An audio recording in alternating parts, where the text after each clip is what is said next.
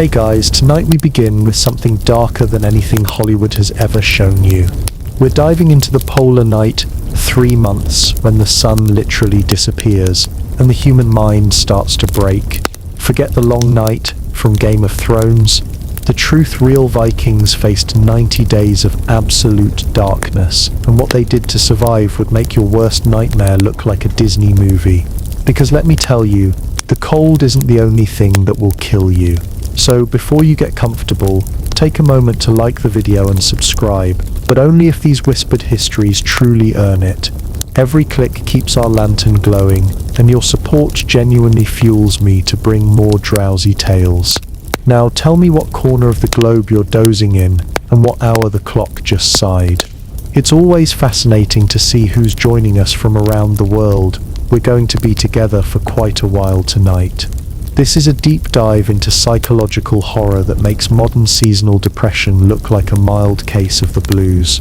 We're talking about vitamin D deficiency, so severe it causes spontaneous bone fractures, mass hallucinations, and communal sleeping arrangements that would make your college dorm look spacious.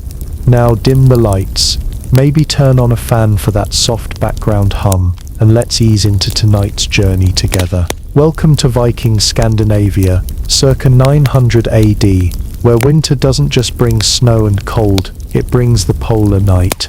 And you're about to discover that 3 months of darkness doesn't just test your body, it breaks your mind. Picture this October 20th, somewhere in northern Norway.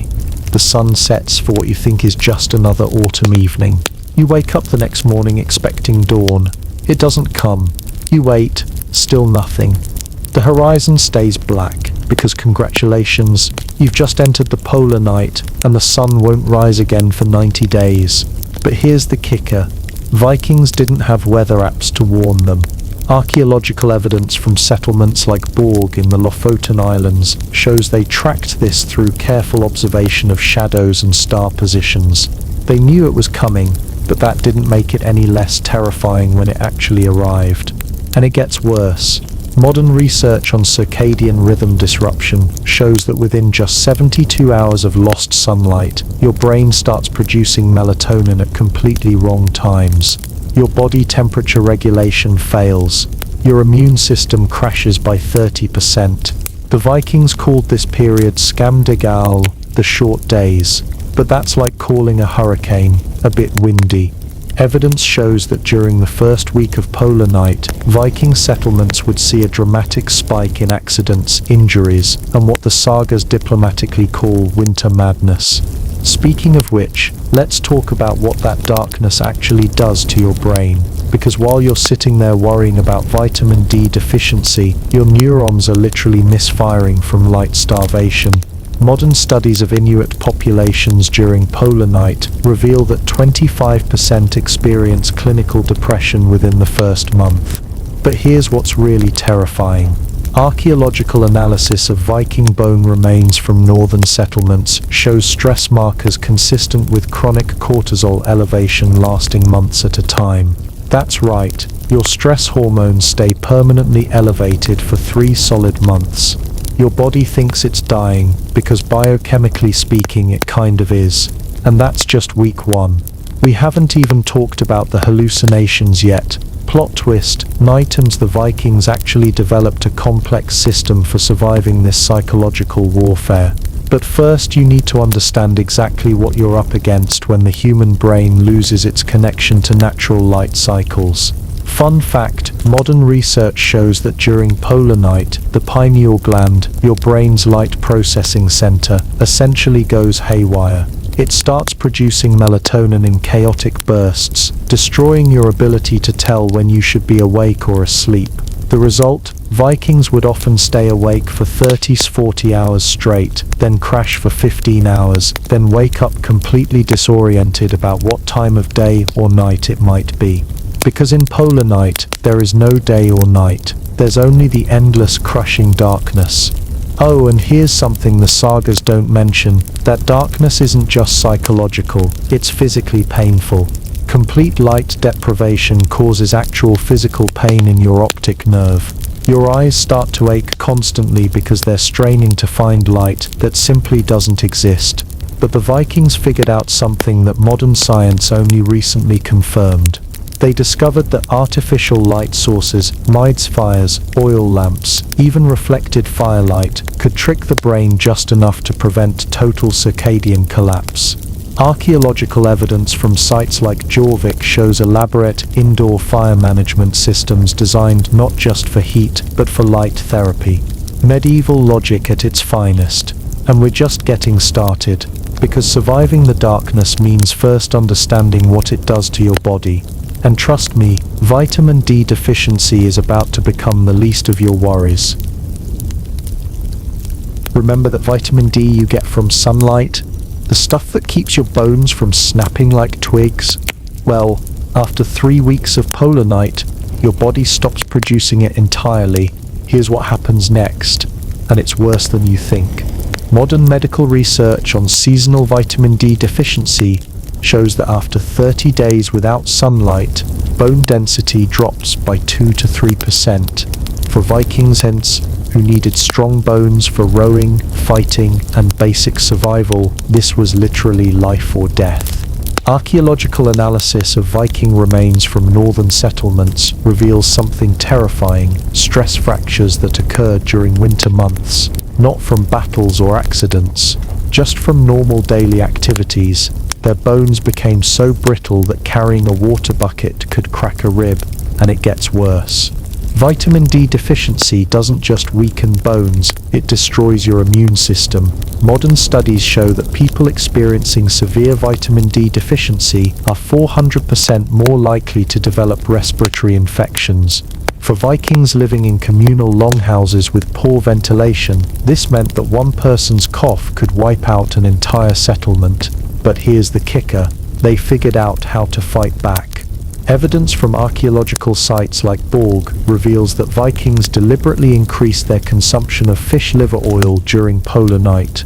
They didn't know about vitamin D, but they somehow discovered that cod liver oil prevented bone-breaking sickness. Plot twist: modern analysis proves they were accidentally creating one of history's most effective vitamin D supplements. Cod liver oil contains 1,360 IU of vitamin D per tablespoon. The recommended daily intake for adults is 800 IU. These guys were basically doing precision nutritional therapy 1,000 years before we understood why it worked. Speaking of precision therapy, let's talk about what else your body starts doing when it can't tell time anymore, because vitamin D deficiency is just the opening act. Your circadian rhythm, that internal clock that tells you when to sleep, eat, and be alert, completely collapses within 2 weeks of polar night. Modern sleep studies show that people experiencing circadian disruption this severe develop what's essentially temporary insanity. Fun fact: the medical term is circadian rhythm sleep-wake disorder, but symptoms include visual hallucinations, paranoid delusions, and aggressive behavior. Sound familiar? Because Viking sagas are full of stories about winter madness that match these symptoms perfectly. Archaeological evidence from Icelandic settlements shows that Vikings developed specific architectural solutions for this problem. Longhouses were designed with central hearths that provided not just warmth, but consistent light sources that helped maintain some semblance of day-night cycles. They basically invented light therapy 1,200 years before modern medicine figured it out. But here's what's really wild: your body temperature regulation also completely fails during extended darkness. Modern research shows that without natural light cues, your core body temperature can fluctuate by up to 3 degrees Fahrenheit throughout the day. That might not sound like much, but it's the difference between normal cognitive function and hypothermic confusion. Your brain literally can't process information correctly when your core temperature is unstable. And the Vikings? They solved this through communal sleeping arrangements that modern science now recognizes as a brilliant temperature regulation strategy. Archaeological analysis of longhouse sleeping areas shows communal beds designed for 8 to 12 people, not for lack of space, for survival. By sharing body heat in carefully arranged groups, They maintained stable core temperatures that prevented hypothermic cognitive impairment. They were doing advanced thermodynamic engineering with nothing but animal furs and human ingenuity. Oh, and here's something that'll make your skin crawl. Mind darkness causes your pupils to dilate permanently. After 6 weeks of polar night, Viking eyes would have been constantly dilated, making them incredibly sensitive to any light source. This means that when they did light fires or oil lamps, the light would have been almost painfully bright, but they needed it to prevent their brains from completely shutting down. The sagas describe Vikings with winter eyes that looked wild and staring. Modern ophthalmology confirms that chronic pupil dilation creates this exact appearance. They weren't going crazy from cabin fever, they were going crazy from literal light starvation. And that's just what happens to your body. We haven't even talked about what 3 months of darkness does to your mind, because biochemical disruption is just the beginning of this nightmare. Also, here's something that'll make you grateful for modern heating. Without consistent vitamin D production, your body loses its ability to properly regulate calcium absorption. This means that even with adequate nutrition, Vikings would have experienced muscle cramps, joint pain, and chronic fatigue that made every daily task feel like running a marathon. They were essentially living with chronic malnutrition while eating adequate food. Their bodies just couldn't process nutrients correctly without sunlight. Rough 3 months ahead. Week 4 of Polar Night. Your vitamin D is gone. Your circadian rhythm is chaos. And now your brain starts to break in ways that would make a horror movie director jealous. Let's be clear about what's happening inside your skull right now. Modern neuroscience research shows that prolonged light deprivation causes your brain to increase production of a neurotransmitter called GABA while decreasing serotonin and dopamine. The result: clinical depression combined with anxiety disorders and something called sundown syndrome, except it's sundown all the time. But here's the really terrifying part. After 6 weeks of darkness, your brain starts producing its own entertainment: visual hallucinations, auditory hallucinations, and the Viking sagas describe these with disturbing accuracy. Snorri Sturluson's Heimskringla mentions warriors who would speak with the shadows during the dark months. Modern psychology recognizes this as a classic symptom of light deprivation psychosis. Your brain, starved of visual input, starts manufacturing its own reality, and it gets worse. Recent studies of people experiencing extreme polar night conditions show that 40% develop what's called phantom light syndrome. They see light sources that don't exist, glowing figures, moving shadows, flickering flames where no fire burns. The Vikings called these dukkalfar, meaning dark elves. But archaeological evidence suggests they weren't seeing mythological creatures. They were experiencing mass hallucinations caused by collective light starvation. Plot twist: they figured out how to weaponize this madness. Evidence from settlements like Borg shows that Vikings developed elaborate storytelling traditions specifically for polar night. These weren't just entertainment, they were psychological survival tools. By controlling the narrative content of their shared hallucinations, they could direct their light-deprived brains toward productive fantasies instead of destructive ones. They basically invented group therapy through epic poetry. Modern cognitive behavioral therapy uses similar techniques to redirect negative thought patterns in severely depressed patients. But here's what's really wild. Your brain doesn't just hallucinate during polar night. It starts forgetting how to process real sensory input. Modern neurology shows that after 8 weeks without natural light, the visual cortex begins to atrophy. This means that when spring finally comes and the sun returns, Vikings would have experienced temporary blindness.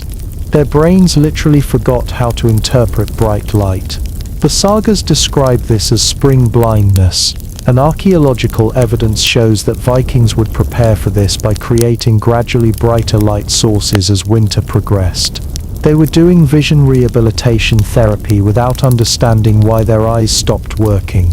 Speaking of things stopping working, let's talk about what happens to your memory during extended darkness.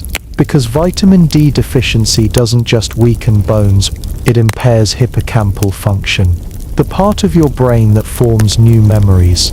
Modern research shows that people experiencing severe seasonal vitamin D deficiency can lose up to 30% of their short-term memory capacity. For Vikings, this meant that they would literally forget conversations from earlier the same day. Fun fact: this is why Viking oral traditions became so elaborate during polar night. They weren't just telling stories, they were using repetitive narrative techniques to combat memory loss caused by light deprivation.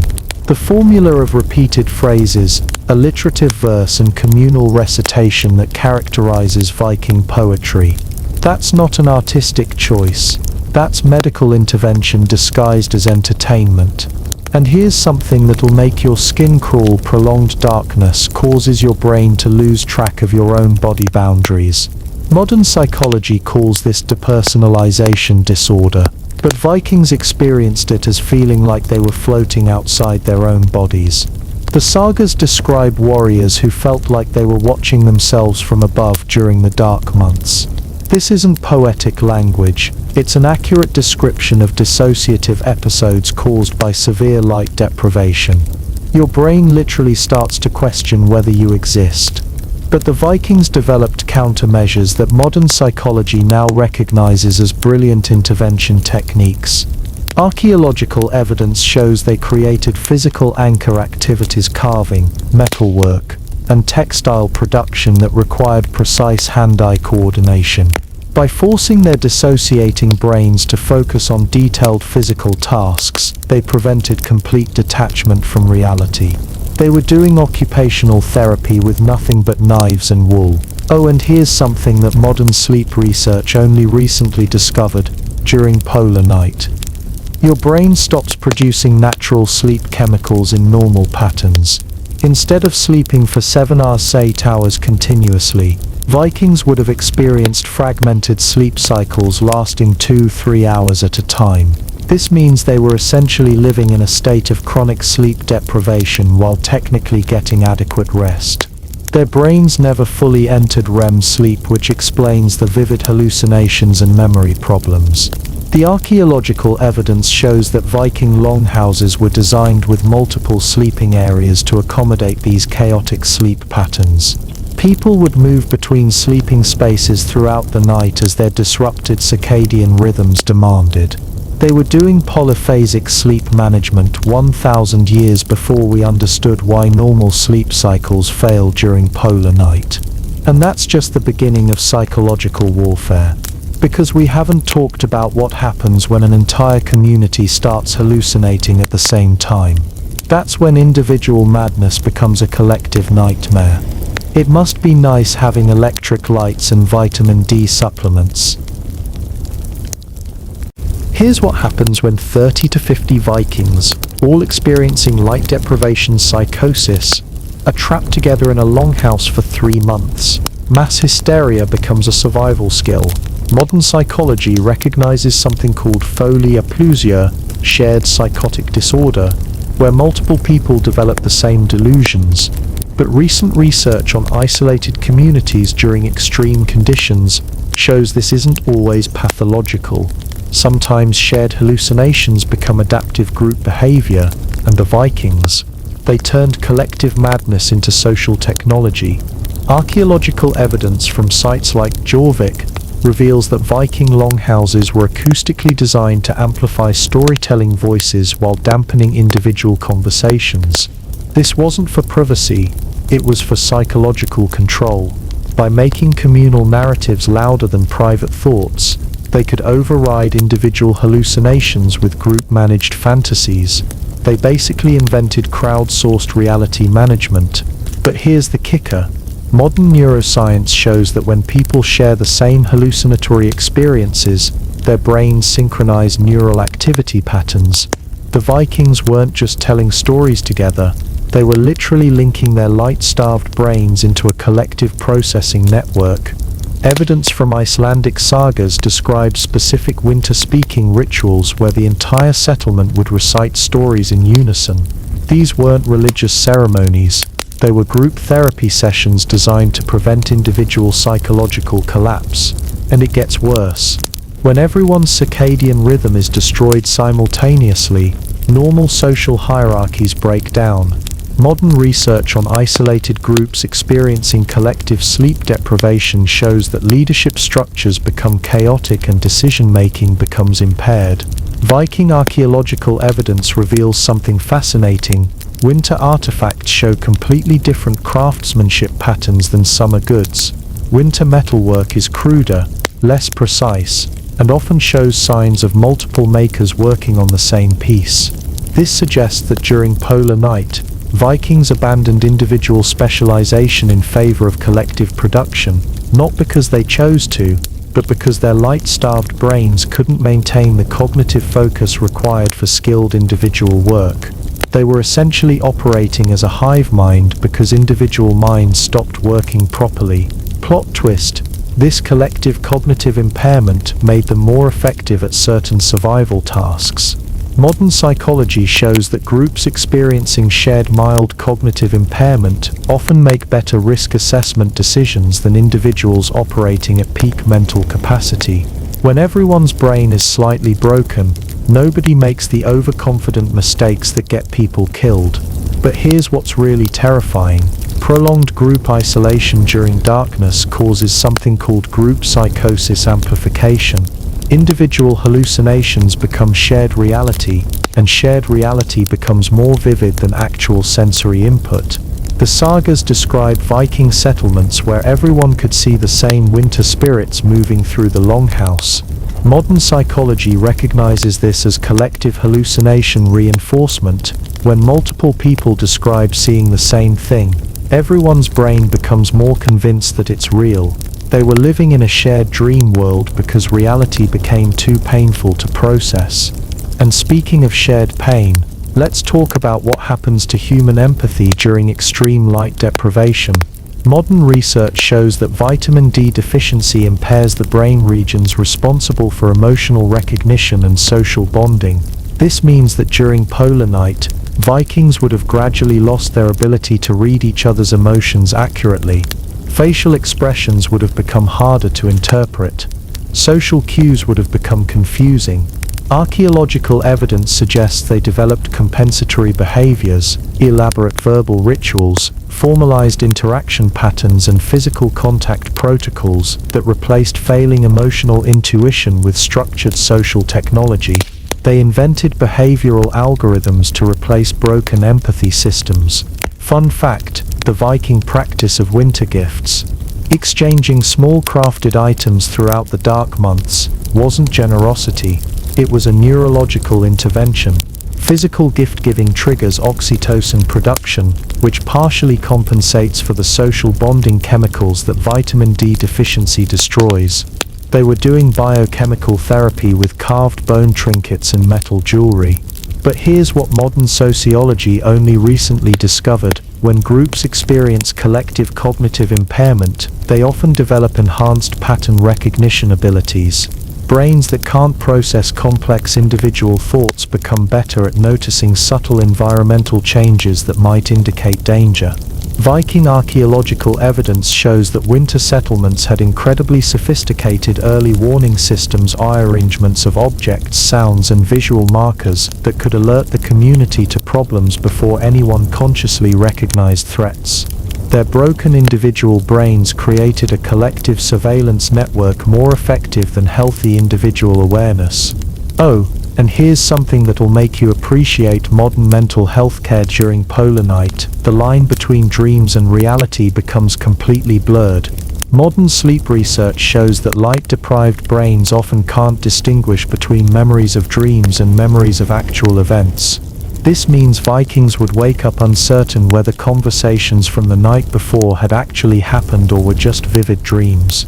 Since there was no real difference between night and day, and everyone's sleep cycles were chaotic, shared reality became a matter of democratic consensus rather than individual memory.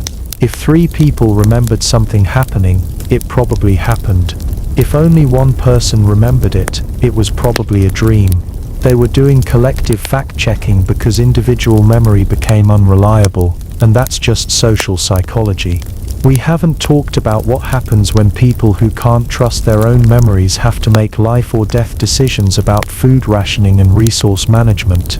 That's when collective madness becomes collective genius, or collective death, depending on how well they manage the insanity. Here's where things get really interesting. 3 months of darkness, no fresh vegetables, no hunting because you literally can't see prey. And here's the fun part. Your vitamin D deficient body can't properly absorb nutrients from the food you do have stored. Welcome to Viking nutritional hell, where starvation is just one mistake away. Let's be clear about what winter food storage looked like for Vikings. Archaeological analysis of food remains from sites like York and Dublin reveal their survival diet. Dried fish, fermented dairy, pickled vegetables, and something called hardtack, basically edible rocks made from whatever grain they could grow during the brief summer. But here's the kicker. Modern nutritional analysis shows that this diet, while calorie sufficient, was missing crucial nutrients that your light-starved body desperately needs. No vitamin C, minimal vitamin D, almost no fresh nutrients that support brain function, and it gets worse. Without natural light cycles, your body's hunger signals become completely confused. Modern research on circadian rhythm disruption shows that meal timing becomes chaotic. People feel hungry at random intervals throughout the day and night, but often can't eat when their body actually needs nutrients. Vikings would have experienced constant hunger cravings for foods that didn't exist, while struggling to eat the foods that could keep them alive. Plot twisting, they figured out fermentation techniques that modern nutrition science now recognizes as brilliant biochemical engineering. Archaeological evidence from Scandinavian settlements reveals elaborate fermented dairy systems that produced what we now know were natural probiotics, vitamin B12, and bioavailable calcium. They didn't understand gut bacteria, but they somehow discovered that fermented foods prevented the digestive problems that killed people during extended darkness. The sagas mention winter cheese and sour milk as essential survival foods. Modern analysis proves these were accidentally sophisticated nutritional supplements that supported immune function and prevented scurvy. They were doing precision nutrition therapy with nothing but milk and time. But here's what's really terrifying. Food poisoning during polar night was essentially a death sentence. Without natural light to support immune function, and with no access to fresh foods that could help fight infection, Vikings who ate spoiled food would often die within days. Modern food safety research shows that vitamin D deficiency makes you 300% more susceptible to foodborne illness. For Vikings, this meant that food storage wasn't just about having enough calories, it was about maintaining preservation techniques that prevented bacterial growth in conditions where your body couldn't fight off contamination.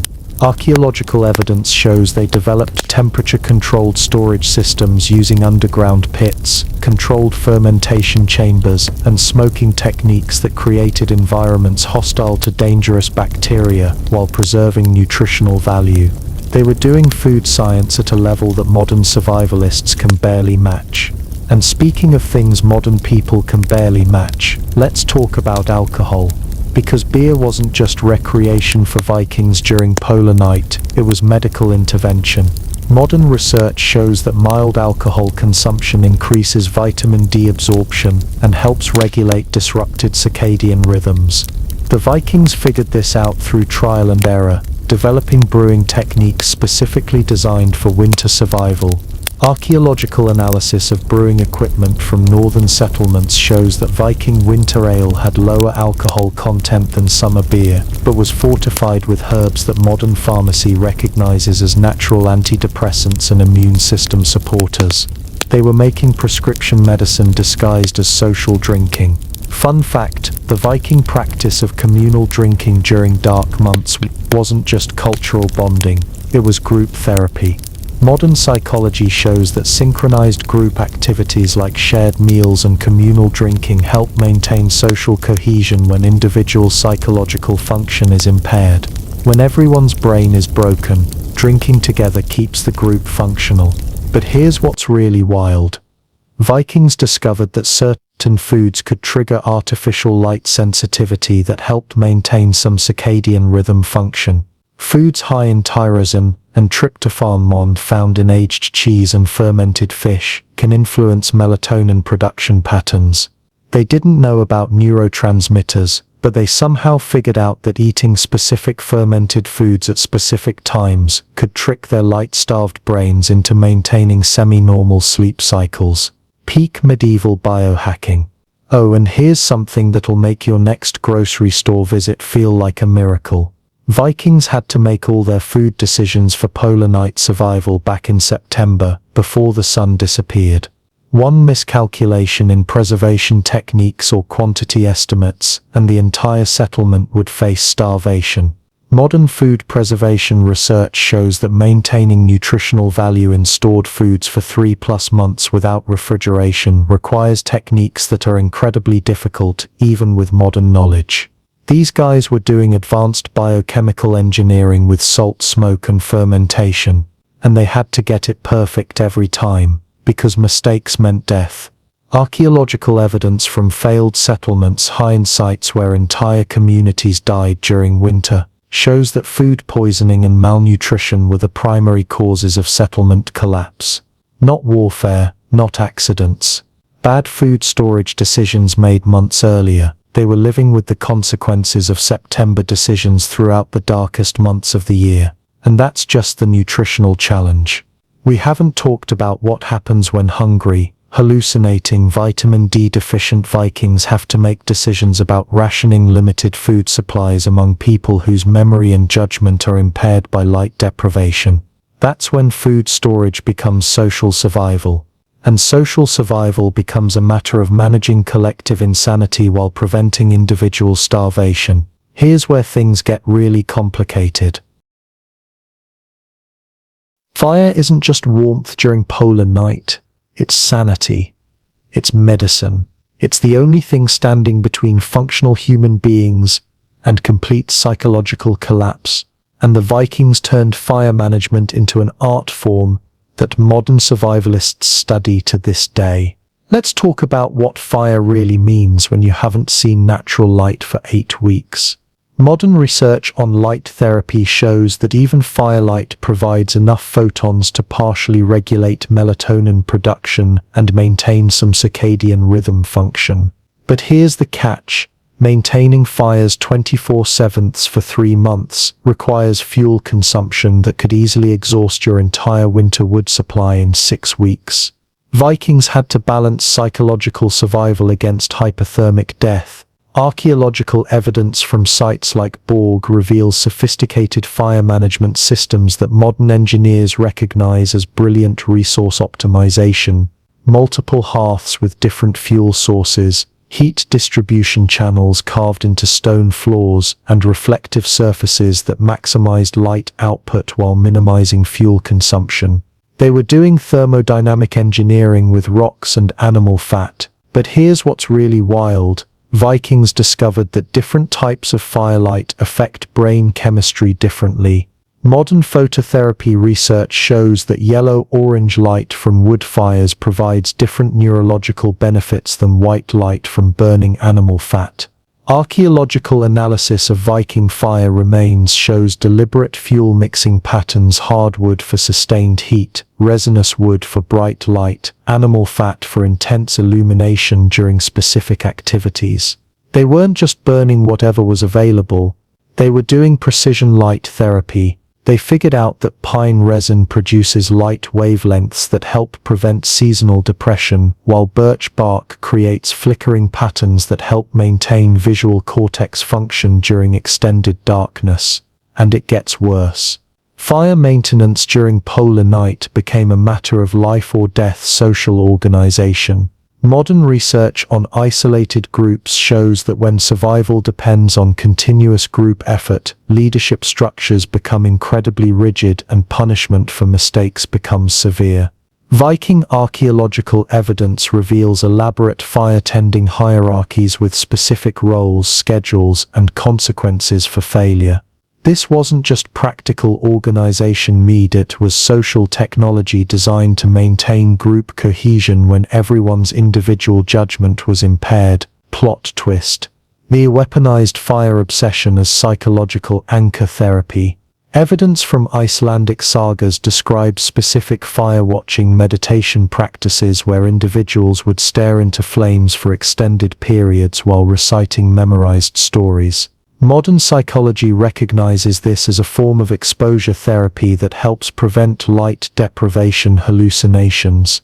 By giving their vision-starved brains controlled visual stimulation, they could prevent the random hallucinations that made reality indistinguishable from fantasy. They were doing cognitive behavioral therapy with campfire meditation. But here's what modern fire science only recently discovered: smoke from specific wood types contains compounds that affect brain chemistry.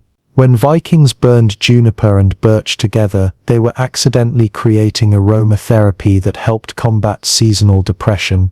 Modern research shows that certain wood smoke compounds can influence serotonin production and reduce anxiety levels. The Vikings didn't understand neurotransmitters, but they somehow figured out that specific burning combinations made people feel better during dark months. They were doing pharmaceutical therapy through controlled inhalation of wood smoke. Fun fact, the Viking practice of fire sharing, distributing embers between households throughout polar night, wasn't just resource conservation. Modern psychology shows that shared light sources help synchronize circadian rhythms across groups, preventing the individual sleep cycle chaos that destroys social coordination. When everyone's fires are lit from the same source, everyone's broken brain chemistry stays synchronized. And speaking of synchronized brain chemistry, let's talk about what happens when fire becomes the only reliable source of time measurement. Without sunrise and sunset, Vikings used fire consumption rates to track daily schedules. Archaeological evidence shows standardized fuel bundles that burned for specific time periods, creating artificial hours that helped maintain some sense of temporal structure when natural time cues disappeared. They invented mechanical timekeeping using nothing but carefully measured wood bundles. Oh, and here's something that'll make you grateful for central heating. Vikings discovered that sleeping near fires provided more than just warmth. The infrared radiation from firelight helps maintain vitamin D production pathways even when UV light is unavailable. Modern medical research confirms that infrared exposure can partially compensate for UV deficiency, supporting bone health and immune function during extended darkness. They were doing light therapy through strategic fire placement that supported calcium absorption and prevented the bone fractures that killed people during vitamin D deficiency. But here's the really terrifying part: fire accidents during polar night were catastrophic beyond just the immediate danger. If a settlement's fire went out completely during the darkest months, relighting it could be nearly impossible with medieval technology in sub-freezing temperatures. Archaeological evidence from failed settlements shows that fire loss was often the final disaster that led to complete community collapse. Not just because of the cold, but because without artificial light, the collective psychological breakdown would happen within days. They were literally one wet log away from mass insanity, and that's just fire as survival technology. We haven't talked about what Vikings did with fire as entertainment, social bonding, and the elaborate light ceremonies that kept entire communities from losing their minds completely. That's where fire management becomes fire art, and fire art becomes the difference between surviving polar night and becoming another archaeological mystery. Here's where it gets really interesting. When your brain is starved for light, and your memory is failing, stories aren't entertainment, they're medicine. and Vikings turned storytelling into the most sophisticated psychological therapy system ever developed without understanding neuroscience. Let's be clear about what's happening in your head after 2 months of darkness. Modern cognitive research shows that light deprivation severely impairs both working memory and narrative processing ability. You can't remember what happened yesterday, and you can't organize information into coherent sequences. But here's the kicker. Vikings discovered that repetitive narrative exposure could rebuild these broken cognitive pathways. Archaeological evidence from sites like Dublin shows elaborate performance spaces specifically designed for winter storytelling, with acoustic features that maximized voice projection and audience participation.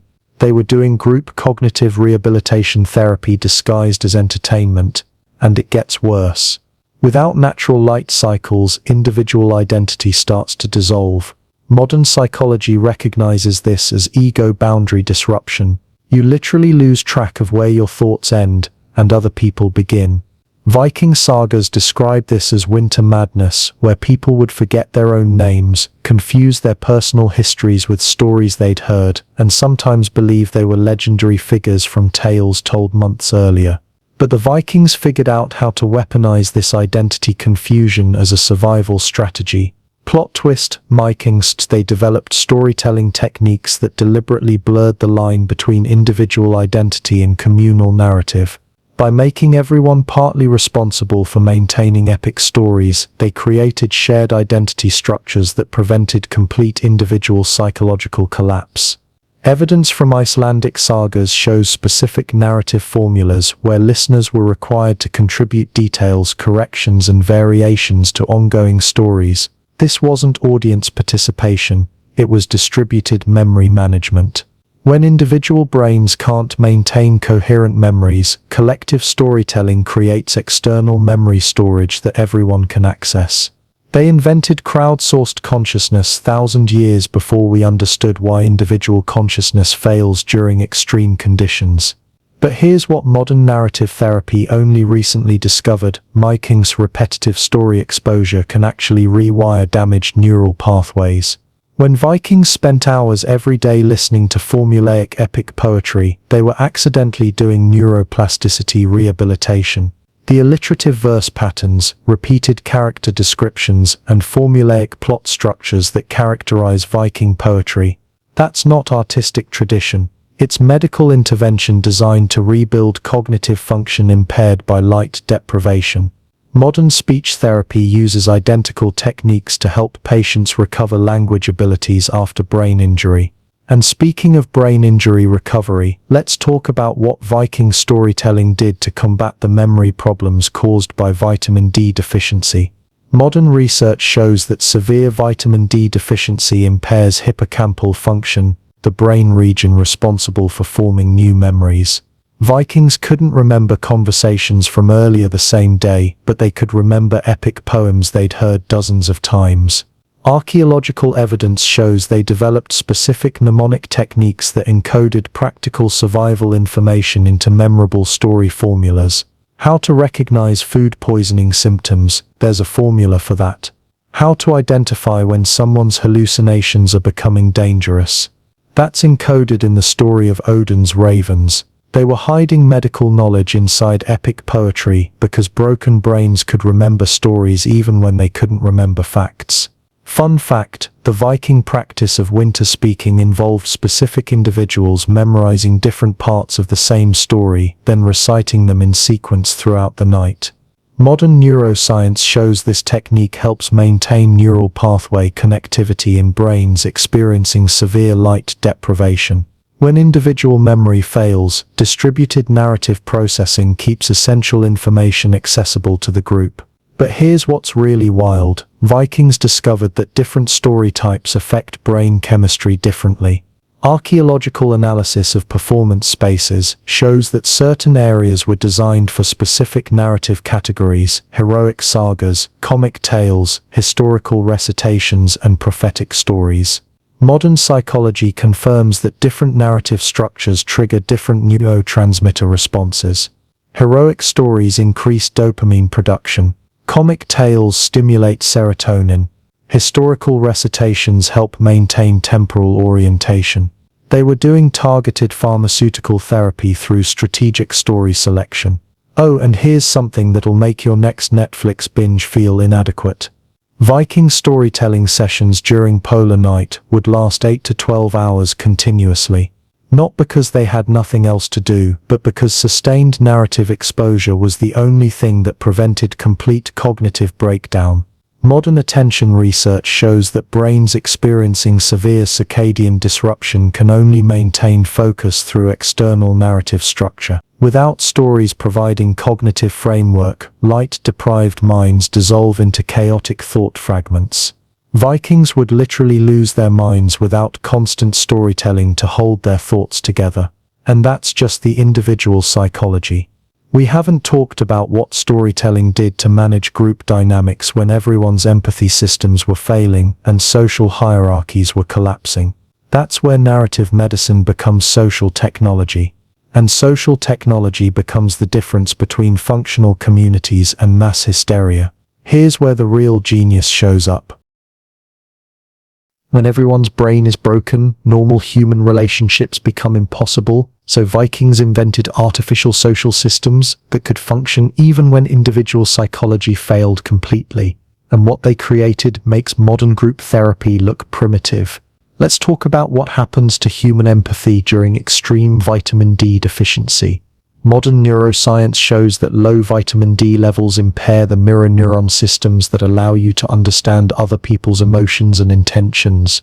After 8 weeks of polar night, Vikings would have lost the ability to accurately read facial expressions, interpret tone of voice, or predict how others might react to their behavior.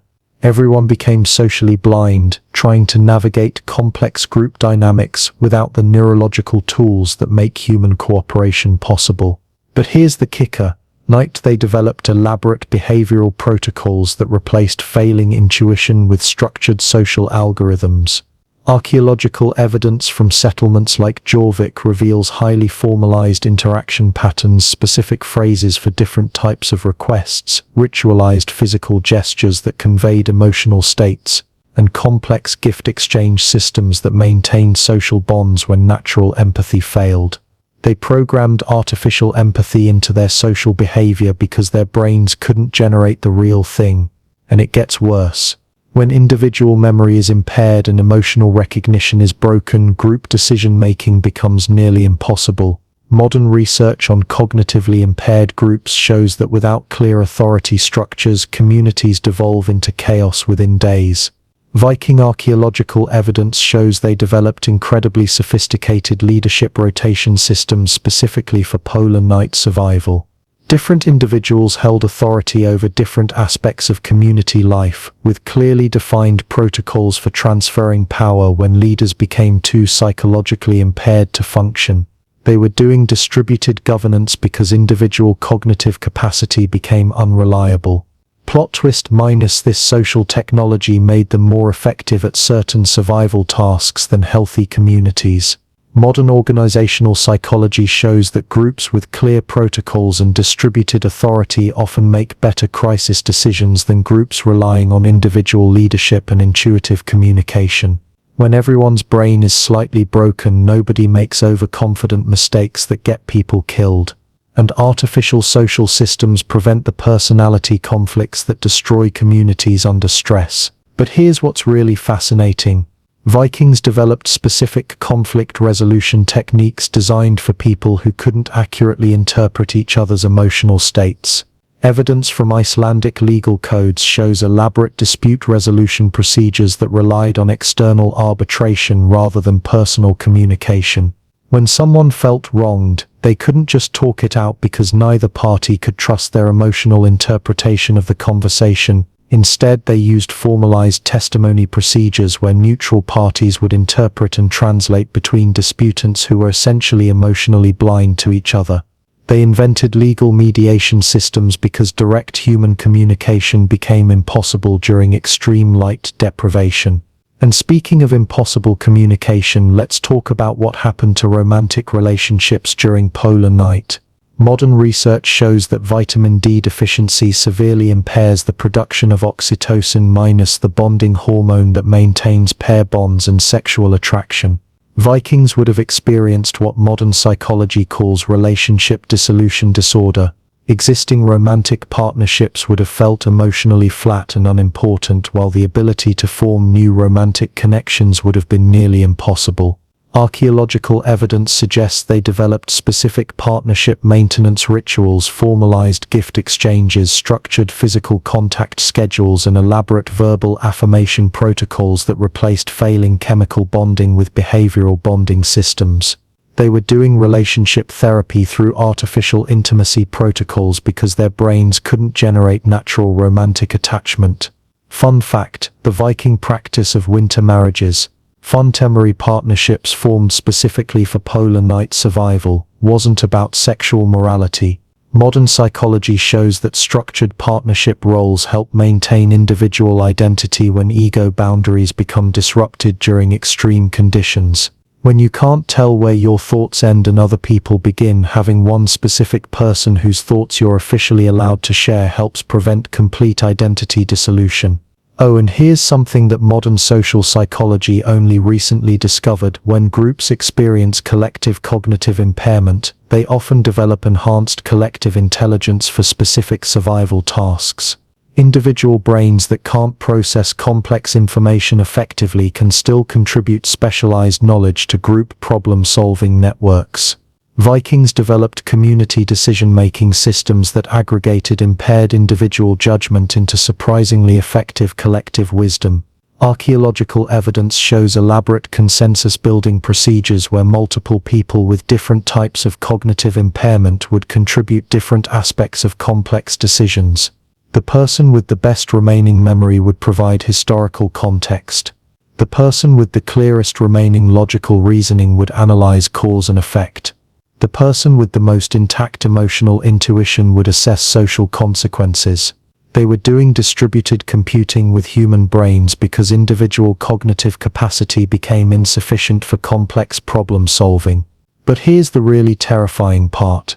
These artificial social systems only worked if everyone participated continuously. If anyone refused to follow the protocols or tried to rely on natural social instincts, the entire community structure would collapse. Archaeological evidence from failed settlements suggests that social system breakdown was often the final catastrophe that led to community death. Not starvation, not cold, not disease. The failure of artificial social technology that held psychologically impaired groups together. One person trusting their broken intuition instead of following community protocols could destroy the entire social survival system. And that's just the internal community management.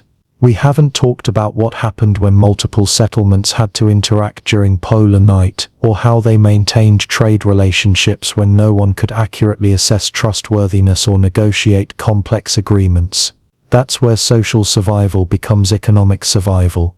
And economic survival during polar night required trading systems designed for people whose judgment couldn't be trusted. Here's where it gets really complicated. Try negotiating a trade agreement when everyone involved is hallucinating, memory impaired, and emotionally blind. Welcome to Viking polar night economics, where trust became a luxury nobody could afford, and somehow they built trading systems that functioned better during collective insanity than most modern markets do with healthy participants. Let's be clear about what economic decision-making looks like when your brain chemistry is destroyed by light deprivation. Modern behavioral economics shows that vitamin D deficiency impairs risk assessment, probability judgment, and long-term planning ability. Vikings experiencing polar night would have been incapable of accurately evaluating trade offers, predicting future needs, or assessing the trustworthiness of trading partners. Every economic decision would have been made by people whose cognitive ability was comparable to someone with a traumatic brain injury. But here's the kicker. They developed trading protocols that eliminated the need for individual judgment entirely. Archaeological evidence from sites like Hedeby reveals elaborate standardized exchange systems, predetermined ratios for different goods, physical tokens that represented specific trade values, and complex ceremony protocols that replaced negotiation with ritual. Instead of trying to assess whether 5 sheep were worth 2 bags of grain, they used predetermined exchange formulas that removed subjective judgment from economic decisions. They were doing algorithmic trading 1,000 years before computers existed, and it gets worse. Without natural light cycles, Vikings couldn't accurately assess the passage of time, which made it impossible to evaluate seasonal trade opportunities or plan for future resource needs. Modern economic research shows that temporal disorientation destroys the ability to make rational cost-benefit analyses. When you can't tell if it's been 3 days or 3 weeks since your last trade, you can't evaluate whether you're trading too frequently or not frequently enough. But Vikings figured out external timekeeping systems that could function even when individual time perception failed completely. Archaeological evidence shows they developed standardized trade seasons based on fuel consumption rates and food storage depletion patterns. Instead of trying to judge when it was economically appropriate to trade, they followed predetermined schedules that optimized resource exchange regardless of individual time perception. Plot twist: this temporal standardization made their economic systems more efficient than modern seasonal trading patterns. When everyone follows the same predetermined schedule, there's no market timing speculation or seasonal price manipulation. Resources get distributed based on actual need rather than individual judgment about optimal timing. But here's what's really wild. Vikings discovered that certain trade goods could partially compensate for the cognitive impairments caused by light deprivation. Modern research shows that specific minerals and compounds can improve brain function during vitamin D deficiency. Archaeological analysis of Viking trade goods reveals sophisticated exchange networks for iron-rich foods, sea salt, and what modern chemistry recognizes as natural nootropic compounds. They weren't just trading for survival necessities, they were trading for cognitive enhancement materials that helped their light-starved brains function more effectively. The amber trade routes that made Vikings wealthy. Modern analysis shows that amber processing produces negative ions that can improve mood and cognitive function during seasonal depression. They were accidentally trading in natural antidepressants while thinking they were just dealing in pretty jewelry. And speaking of accidental pharmaceutical trading, let's talk about alcohol commerce during polar night. Viking winter ale wasn't just social lubrication, it was medical intervention that prevented vitamin D deficiency symptoms and helped regulate disrupted circadian rhythms. Archaeological evidence shows elaborate brewing cooperatives, where multiple settlements would coordinate alcohol production to ensure continuous supply throughout polar night. This wasn't recreational drinking culture, it was community medicine distribution using alcohol as a delivery system for herbal supplements. They were running cooperative pharmacies disguised as breweries. Fun fact, the Viking reputation for heavy drinking comes partly from documentation of their winter survival practices by outsiders who didn't understand that alcohol consumption during polar night was medical intervention, not recreational excess. Modern research confirms that moderate alcohol intake can help maintain bone density and immune function when UV light is unavailable for vitamin D production. But here's what modern economics only recently discovered: when cognitive abilities are universally impaired, artificial market structures often produce better resource distribution than free market negotiations. Viking trade protocols eliminated price negotiation, individual risk assessment, and subjective value judgment. Everything was standardized, predetermined and ceremonially structured. The result? Archaeological evidence shows more equitable resource distribution and fewer trade disputes than in healthy economic systems where individual judgment and negotiation skills create advantages for some participants over others. When everyone's brain is broken, nobody can exploit cognitive advantages to dominate economic relationships. Oh, and here's something that'll make your next Amazon purchase feel miraculous.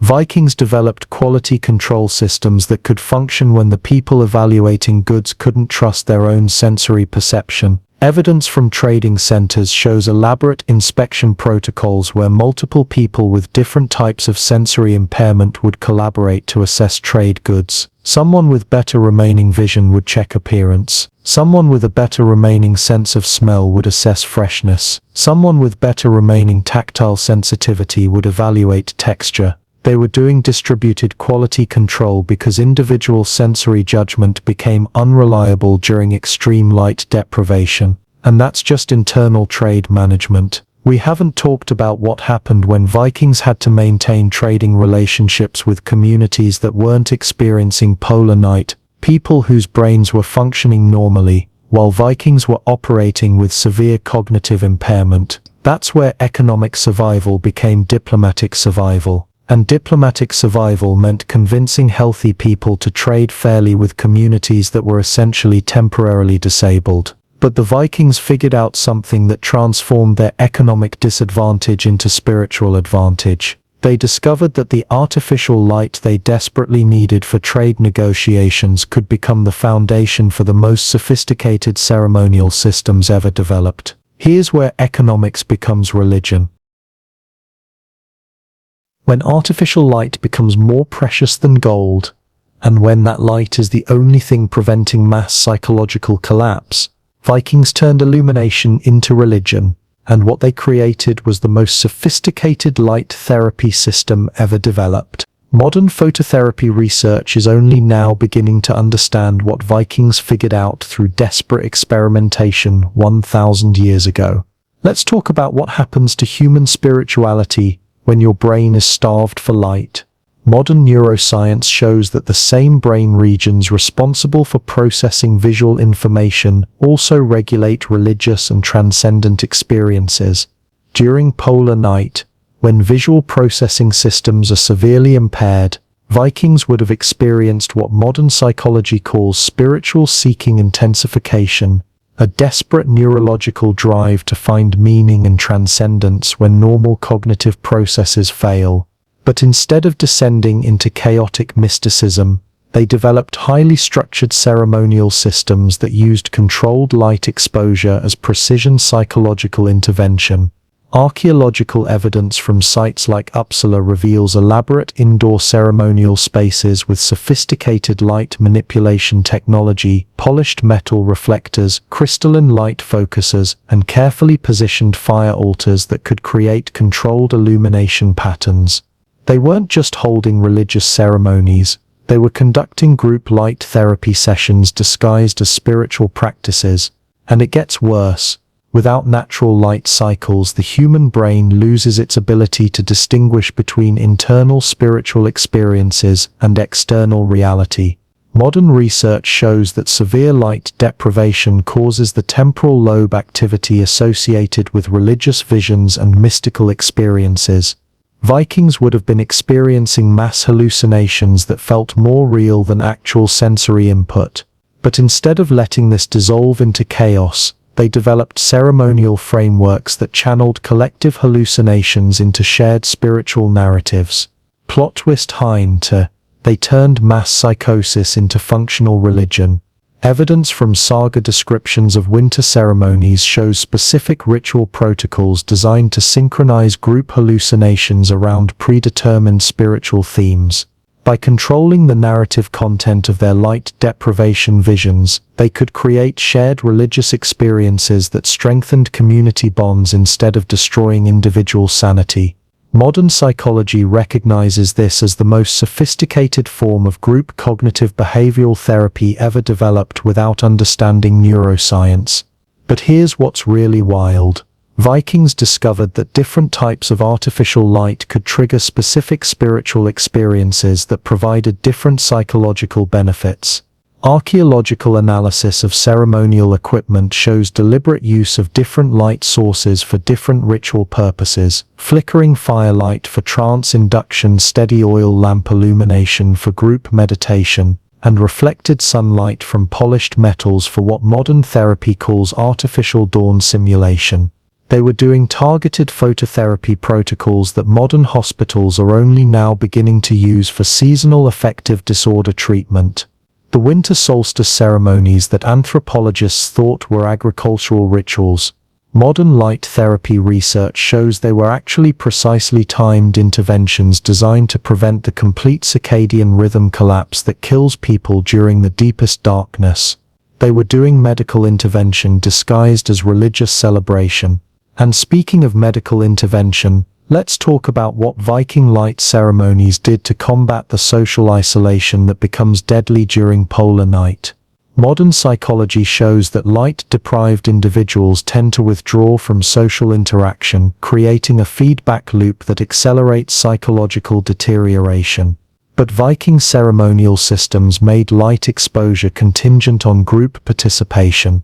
You couldn't benefit from therapeutic illumination without engaging in community activities. Archaeological evidence shows ceremonial spaces designed to make individual light access impossible, reflector systems that only worked when multiple people operated them simultaneously, fire ceremonies that required coordinated group participation to maintain illumination. They were doing forced social interaction therapy using light access as behavioral reinforcement. Fun fact: the Viking practice of light gifting during winter ceremonies involved creating and exchanging small objects that reflected or concentrated light: polished jewelry, crystalline stones, metalwork with reflective surfaces. Modern phototherapy research shows that having personal access to light-concentrating objects can help maintain individual psychological stability during group light deprivation. Vikings were creating portable light therapy devices disguised as ceremonial gifts. But here's what modern religious psychology only recently discovered: one group's experience shared altered consciousness states through controlled environmental manipulation. They often develop enhanced cooperative abilities that persist after the altered state ends. Viking communities that participated in light ceremonies showed archaeological evidence of increased cooperative building projects, more equitable resource sharing, and fewer violent conflicts during the period immediately following polar night. The shared transcendent experiences created by controlled light exposure generated lasting improvements in community social function. They were doing team-building therapy through induced spiritual experiences. Oh, and here's something that'll make your next meditation session feel inadequate. Viking light ceremonies could last 12 to 18 hours continuously, with participants maintaining focused attention on controlled light sources throughout the entire period. Modern attention research shows that this level of sustained visual focus during light deprivation creates neuroplasticity changes that can partially repair the cognitive damage caused by extended darkness. They were doing neural rehabilitation therapy through marathon light meditation sessions. And that's just the neurological benefits. We haven't talked about what these light ceremonies did to maintain the cultural knowledge systems that kept Viking civilization functional when individual memory and cognitive processing became unreliable. That's where light therapy becomes cultural preservation technology. And cultural preservation becomes the difference between surviving polar night as a functional civilization and emerging as traumatized survivors with no social structure. Here's where their genius really shows. When individual memory fails and cognitive processing breaks down, how do you prevent an entire civilization from forgetting how to be civilized? Vikings solved this with cultural preservation technology so sophisticated that modern information science is only now beginning to understand how it worked. And it all depended on using artificial light as an external memory storage system. Let's be clear about what happens to cultural knowledge during mass cognitive impairment. Modern research on communities experiencing collective trauma shows that essential survival information minus technical skills, social protocols, historical precedents, can be permanently lost when too many individuals simultaneously experience memory disruption. Vikings facing polar night weren't just dealing with individual psychological breakdown, they were risking civilizational amnesia that could destroy centuries of accumulated survival knowledge. But here's the kicker. They developed information preservation systems that were more reliable than individual memory, even when brains were functioning normally. Archaeological evidence from sites like Trondheim reveals elaborate symbolic marking systems, carved symbols on walls, arranged objects that encoded technical information, and complex spatial arrangements that preserved cultural knowledge in physical form. They were doing external data storage using environmental modification as the storage medium, and it gets worse. Without natural light cycles, the normal processes of cultural transmission, teaching younger people, sharing specialized knowledge, maintaining craft traditions, become impossible when neither teachers nor students can maintain reliable memory or sustained attention. But Vikings figured out how to use controlled light exposure as a cognitive enhancement tool that could temporarily restore the mental capacity needed for knowledge transfer. Archaeological analysis of workshop spaces shows lighting systems specifically designed to maximize cognitive function during complex technical instruction. Focused light sources that reduced visual distraction, reflector arrangements that eliminated shadows during detailed work, and illumination patterns that helped maintain sustained attention despite circadian disruption. Plot twist, they were doing precision cognitive enhancement to preserve technical civilization during mass brain impairment. Evidence from metallurgy sites shows that Vikings developed specific protocols for teaching complex skills during polar night, shortened instruction periods that matched impaired attention spans, repetitive practice schedules that compensated for memory deficits, and multisensory learning techniques that engaged cognitive pathways not affected by light deprivation. Modern educational neuroscience recognizes these as optimal teaching strategies for cognitively impaired populations. But here's what's really wild. Vikings discovered that certain types of cultural knowledge could be encoded into the light ceremonies themselves, creating information storage systems that were accessed through controlled spiritual experiences. Evidence from ritual spaces shows that technical information, metalworking techniques, navigation knowledge, medical procedures was embedded into ceremonial procedures that people would remember even when they couldn't remember practical instruction. By encoding survival knowledge into transcendent experiences, they ensured that essential information would be preserved in the type of memory that remains most accessible during cognitive impairment. They were doing educational programming through induced religious experiences. And speaking of educational programming, let's talk about what happened to language itself during polar night. Modern linguistics research shows that severe vitamin D deficiency impairs language processing abilities, making complex communication increasingly difficult.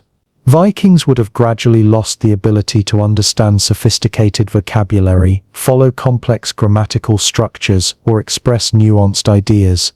Normal conversation would have become nearly impossible, but archaeological evidence shows they developed simplified language protocols specifically for polar night communication, basic word lists for essential concepts, gesture systems that supplemented failing verbal communication, and standardized phrases that could convey complex information using minimal cognitive processing. They were doing emergency linguistics to maintain communication when normal language abilities failed. Fun fact, the formulaic repetitive style that characterizes Viking poetry wasn't artistic choice, it was cognitive accessibility technology. The alliterative patterns, repeated phrases, and simplified grammatical structures were specifically designed to be comprehensible to light-deprived brains that couldn't process normal linguistic complexity. Modern speech therapy uses identical techniques to help patients with traumatic brain injury regain communication abilities. But here's what modern information theory only recently discovered. Modern individual cognitive capacity is severely limited. Distributed knowledge storage systems often preserve more information than individual expertise systems. Instead of having specialized individuals who knew everything about specific subjects, Vikings developed community knowledge networks where different people remembered different aspects of the same essential information. Archaeological evidence shows this in craft production. Multiple people would collaborate on single projects, with each person contributing the specific technical knowledge they could still access despite cognitive impairment. When individual expertise became unreliable, collective expertise maintained technological civilization. Oh, and here's something that'll make your next Google search feel miraculous. Vikings developed physical information retrieval systems that could function when people couldn't remember what they needed to know or how to find specific knowledge. Evidence from settlement sites shows elaborate object arrangement systems that encoded search algorithms, spatial relationships between tools that indicated their proper use, symbolic marking systems that provided instruction for complex procedures, and physical manipulation sequences that guided users through technical processes. They were doing hands-on information access for people whose brains couldn't maintain abstract knowledge, and that's just technical knowledge preservation. We haven't talked about what they did to maintain the historical narratives, genealogical records, and legal precedents that kept their civilization coherent across generations. That's where cultural memory becomes civilizational survival. And civilizational survival during polar night required information storage systems that could function independently of human cognitive capacity. But all this knowledge preservation meant nothing if the bodies carrying that knowledge died from the brutal physical demands of polar night survival. That's where cultural preservation had to merge with the most sophisticated physical survival protocols ever developed. Here's where their system becomes truly remarkable. Everything we've talked about, nicest, the psychology, the social systems, the cultural preservation, all of it means nothing if your body dies. And Vikings developed physical survival protocols so sophisticated that modern Arctic survival training is based on techniques they pioneered 1,000 years ago. But here's the catch. All these protocols had to function when the people implementing them had impaired judgment, failing memory, and compromised decision-making ability. Let's talk about what keeping a human body alive looks like when you can't trust your own survival instincts. Modern research on hypothermia shows that cold exposure impairs cognitive function, creating a deadly feedback loop where cold-damaged brains make poor decisions that increase cold exposure.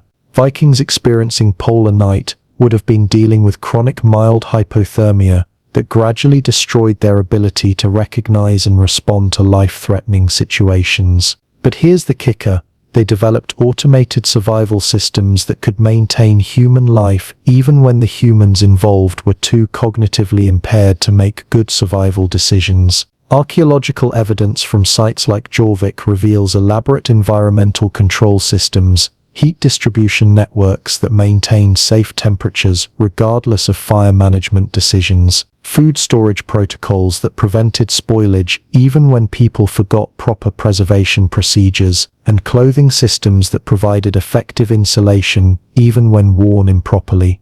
They were doing error-proof survival engineering for users whose brains couldn't be trusted. And it gets worse. Without natural light cycles, your body's temperature regulation systems become chaotic. Modern research shows that circadian disruption causes core body temperature fluctuations that can be deadly in cold environments. Vikings would have experienced unpredictable periods where their bodies couldn't generate adequate heat, alternating with periods of excessive heat production that led to dangerous sweating in sub-freezing conditions. But they figured out clothing and shelter systems that could compensate for failing thermoregulation without requiring conscious temperature management. Archaeological analysis of Viking winter clothing shows layered insulation systems with automatic ventilation adjustments, Nintas garment designs that would increase or decrease heat retention based on physical movement and body position rather than conscious decision-making. Plot twist here.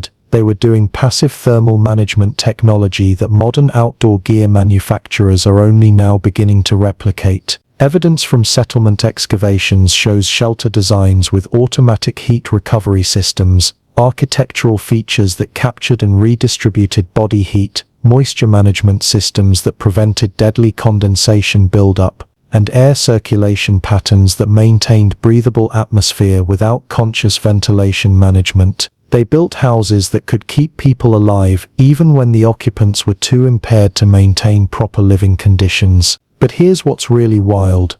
Vikings discovered that physical survival during polar night required different strategies than summer survival, not just because of cold, but because cognitive impairment made normal survival decision-making impossible. Modern survival psychology shows that when people can't accurately assess risk or remember proper procedures, survival protocols must be simplified to the point where they can be followed automatically without conscious thought. Archaeological evidence shows Vikings developed what modern military calls muscle memory protocols,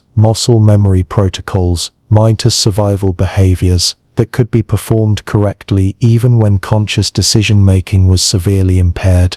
Emergency fire starting procedures that worked when people couldn't remember complex techniques. Food preparation methods that prevented poisoning even when people couldn't assess food safety. Injury treatment protocols that provided effective medical intervention even when people couldn't diagnose problems accurately. They were doing automated survival medicine for users whose brains couldn't be trusted with their own lives. And speaking of automated medicine, let's talk about what Vikings did to prevent the injuries that become deadly when medical treatment is limited and healing capacity is compromised by vitamin D deficiency. Modern research shows that vitamin D deficiency makes bones brittle, slows wound healing, and impairs immune response to infections. For Vikings, this meant that injuries that would be minor during healthy periods could become life-threatening during polar night. But they developed injury prevention systems that functioned as passive safety protocols rather than conscious risk management. Archaeological analysis reveals environmental modifications that eliminated common injury sources, smooth-worn surfaces that prevented trips and falls, tool storage systems that prevented accidental cuts, and workspace arrangements that minimized repetitive strain injuries.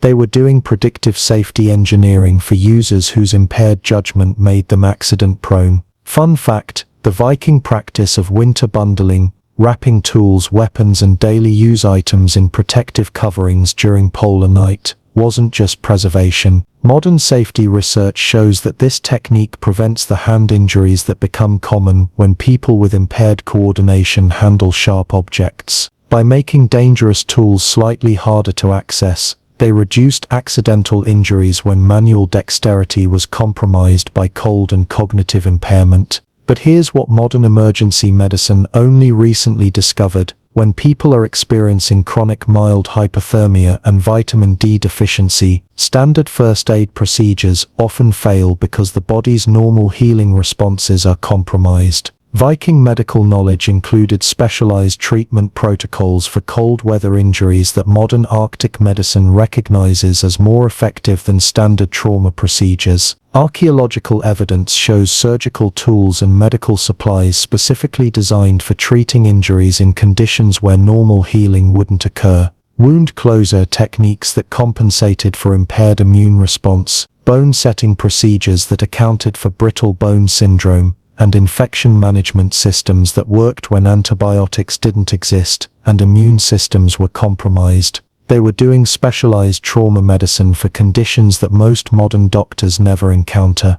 Oh, and here's something that'll make your next doctor visit feel luxurious. Vikings had to perform all medical procedures in conditions where patients couldn't accurately describe symptoms, medical practitioners had impaired judgment, and diagnostic tools were limited to observation and touch. They developed medical assessment systems that could identify and treat serious conditions even when neither doctor nor patient could communicate effectively about the problem. Evidence from medical tool collections shows diagnostic instruments designed for objective assessment rather than subjective reporting. Devices that could measure fever, assess circulation, and evaluate wound healing without relying on patient communication or practitioner interpretation. And that's just individual medical intervention. We haven't talked about what they did to prevent the epidemic diseases that could wipe out entire settlements when everyone's immune system was compromised and quarantine procedures had to be managed by people with impaired decision-making.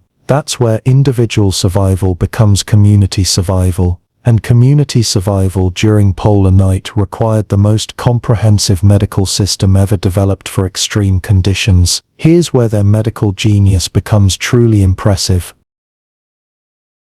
When everyone's immune system is destroyed by vitamin D deficiency, when the people responsible for preventing disease outbreaks have impaired judgment and failing memory, and when medical emergencies require immediate intervention by people with slowed reaction times, How do you keep an entire community from dying? Vikings developed the most comprehensive medical system ever created for extreme conditions, combining disease prevention, treatment protocols, and emergency response into a unified survival technology that modern medical science is still trying to understand. Let's be clear about what medical care looks like during polar night. Modern immunology shows that severe vitamin D deficiency reduces immune function by up to 70%, making people incredibly vulnerable to respiratory infections, skin diseases, and gastrointestinal illness. But here's the really terrifying part. When everyone's immune system fails simultaneously, diseases that would normally affect a few individuals become community-wide epidemics that can kill entire settlements. Vikings living in crowded longhouses during polar night face the constant threat that one person's cough could become everyone's death sentence. And it gets worse. When the people responsible for managing disease prevention have impaired memory and compromised decision-making, normal quarantine and medical intervention procedures become impossible to implement effectively. But Vikings developed automated disease prevention systems that could maintain community health even when the people operating them couldn't make reliable medical decisions. Archaeological evidence from sites like Hedeby reveals elaborate hygiene management systems, waste disposal protocols that functioned correctly even when people forgot proper procedures, water purification systems that provided safe drinking water regardless of user error, and food safety protocols that prevented contamination even when food handlers had compromised judgment. They were doing foolproof public health engineering for users whose brains couldn't be trusted. Plot twist: most of these automated systems were more effective at preventing disease outbreaks than most modern communities achieve with healthy populations and advanced medical knowledge. Evidence from settlement excavations shows that Viking communities experienced significantly lower rates of epidemic disease during winter months compared to surrounding populations, despite living in conditions that should have been ideal for disease transmission. By removing human decision-making from critical disease prevention procedures, they eliminated the judgment errors that cause most epidemic outbreaks. But here's what's really wild.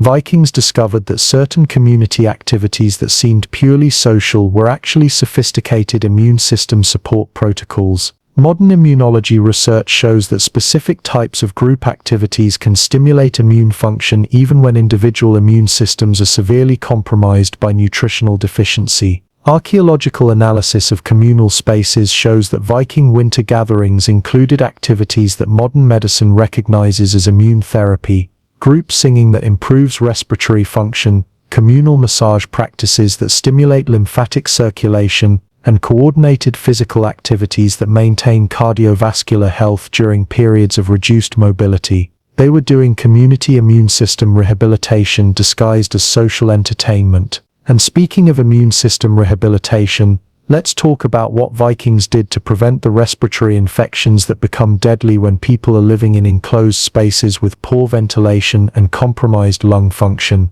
Modern pulmonology shows that vitamin D deficiency impairs respiratory system function, making people more susceptible to pneumonia and other lung infections that were essentially death sentences in medieval conditions. But Viking architectural evidence shows sophisticated air management systems that could maintain breathable atmosphere and reduce infection transmission even when occupants couldn't manage ventilation consciously. Archaeological analysis reveals longhouse designs with passive air circulation systems, architectural features that automatically regulated humidity levels, removed contaminated air and maintained oxygen circulation without requiring conscious operation. They built houses that could prevent respiratory disease transmission automatically. Fun fact: the Viking practice of smoke therapy, deliberate exposure to specific types of wood smoke during winter months, wasn't cultural tradition. Modern research shows that certain wood smoke compounds have antimicrobial properties that can help prevent respiratory infections when immune systems are compromised.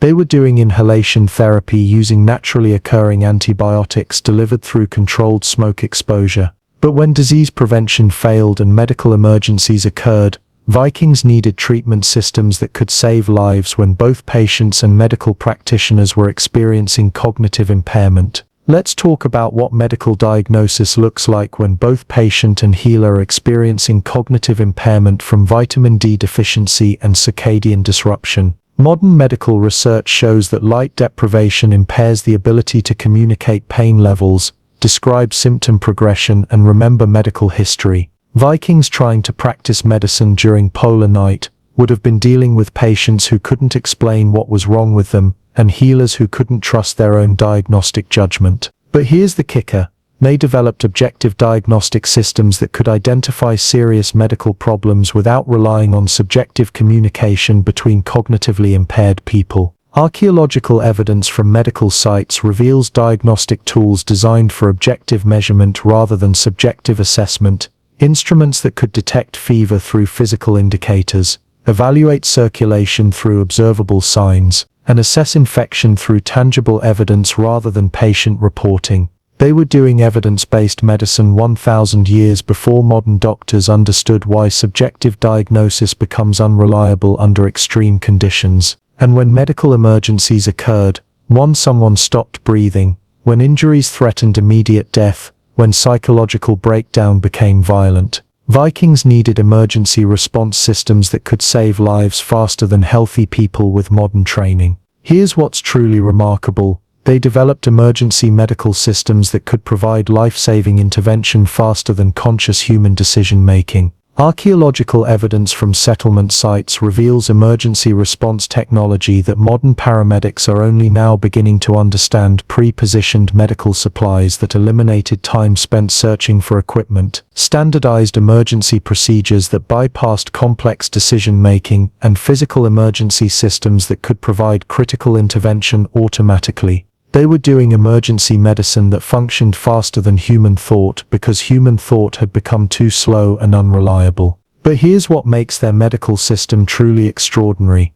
They discovered that certain medical emergencies that are deadly under normal conditions become survivable during polar night, while other conditions that are usually treatable become fatal. Modern emergency medicine shows that vitamin D deficiency and circadian disruption change how the human body responds to trauma, illness, and medical intervention. Viking emergency medicine was specifically adapted to these altered physiological conditions. Archaeological evidence shows emergency treatments that seem counterintuitive compared to standard emergency medicine, but which modern research confirms are more effective for patients experiencing the specific physiological changes caused by extreme seasonal conditions. They were doing specialized emergency medicine for altered human physiology that most emergency medical systems never encounter. Oh, and here's something that'll make your next hand sanitizer purchase feel inadequate. Vikings developed personal hygiene systems that could maintain effective disease prevention even when people forgot to perform hygiene procedures or couldn't remember proper techniques. Evidence from personal item collections shows hygiene tools designed for automatic effectiveness, clothing designs that reduced bacterial accumulation,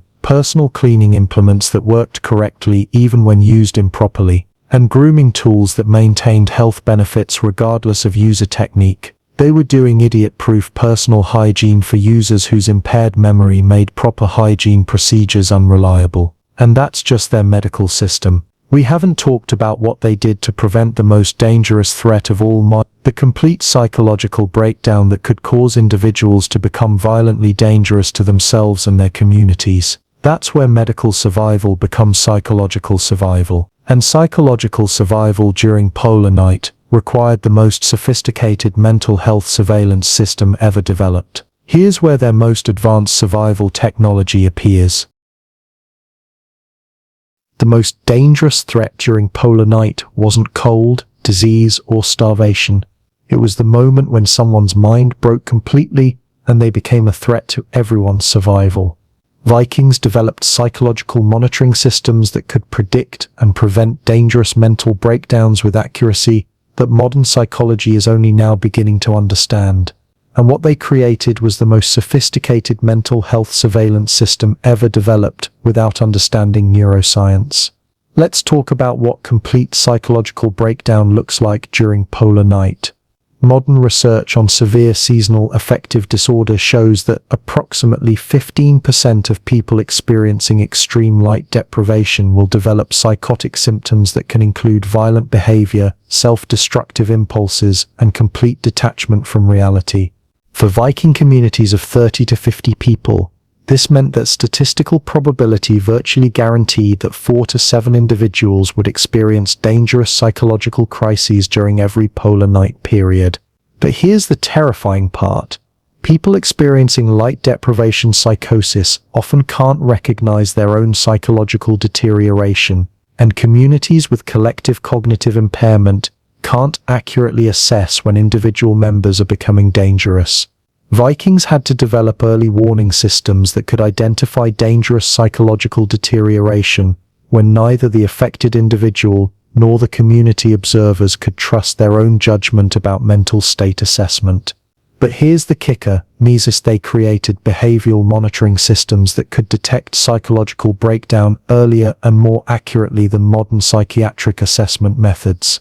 Archaeological evidence from settlement sites reveals elaborate social monitoring technology, community role assignments that required specific individuals to track behavioral changes in assigned community members, standardized observation protocols that could identify dangerous psychological symptoms objectively, and intervention systems that could manage psychological crises before they became dangerous. They were doing predictive psychiatry, using distributed community surveillance networks that functioned more effectively than individual psychiatric evaluation. And it gets worse.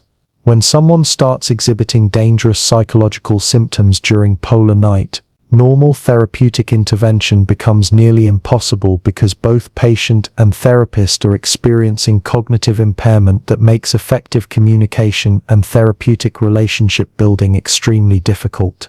But Vikings figured out psychological intervention systems that could stabilize dangerous individuals without requiring effective communication or therapeutic cooperation.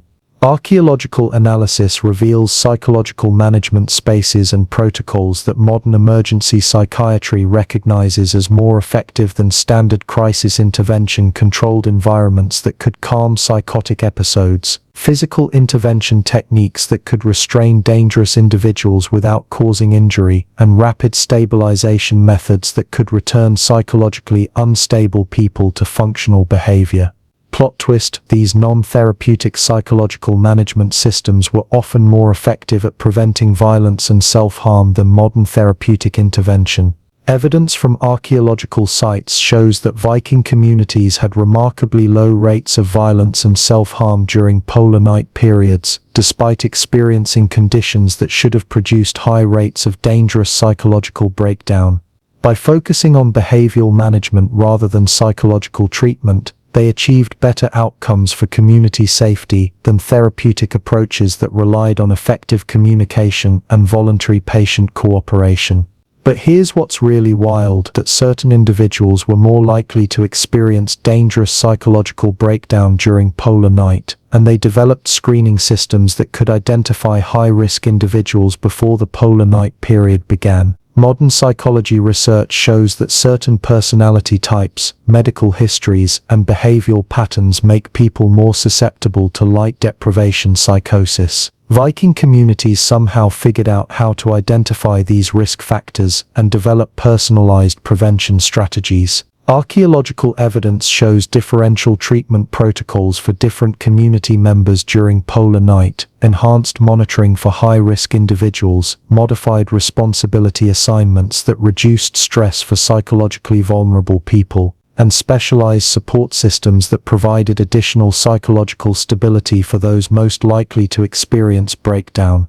They were doing personalized preventive psychiatry centuries before modern medicine understood individual risk assessment for psychiatric disorders. And speaking of personalized prevention, let's talk about what Vikings did to manage the social dynamics that could trigger psychological crises when communities were under extreme stress and individuals had compromised emotional regulation. Modern social psychology shows that interpersonal conflicts become more frequent and more intense when people are experiencing cognitive impairment and emotional dysregulation. Normal social friction becomes dangerous when people have reduced impulse control and impaired judgment. But Viking social management systems could prevent interpersonal conflicts from escalating to dangerous levels even when all parties involved had compromised emotional control. Archaeological evidence reveals elaborate conflict prevention and resolution systems, social interaction protocols that reduced friction between cognitively impaired individuals, conflict resolution procedures that could de-escalate disputes when normal communication was ineffective,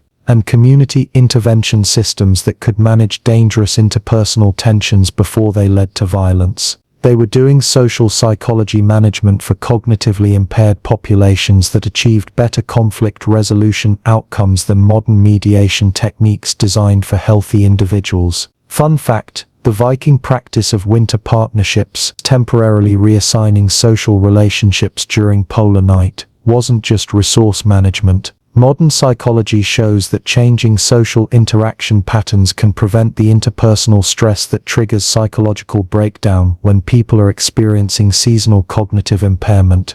By modifying who interacted with whom during the most psychologically vulnerable period, they could prevent the social triggers that cause dangerous psychological deterioration. But here's what modern psychology only recently discovered: when communities are experiencing collective psychological stress, individual psychological breakdown often follows predictable patterns that can be detected and prevented through community-level intervention. Viking psychological monitoring systems tracked community-wide behavioral patterns rather than just individual psychological symptoms, allowing them to predict and prevent individual psychological crises by managing collective psychological health. Archaeological analysis shows community behavioral management systems that modern group psychology recognizes as more effective than individual psychological intervention. Group activity protocols that maintained collective psychological stability, community ritual systems that provided shared psychological support, and collective behavioral modification techniques that prevented individual psychological deterioration.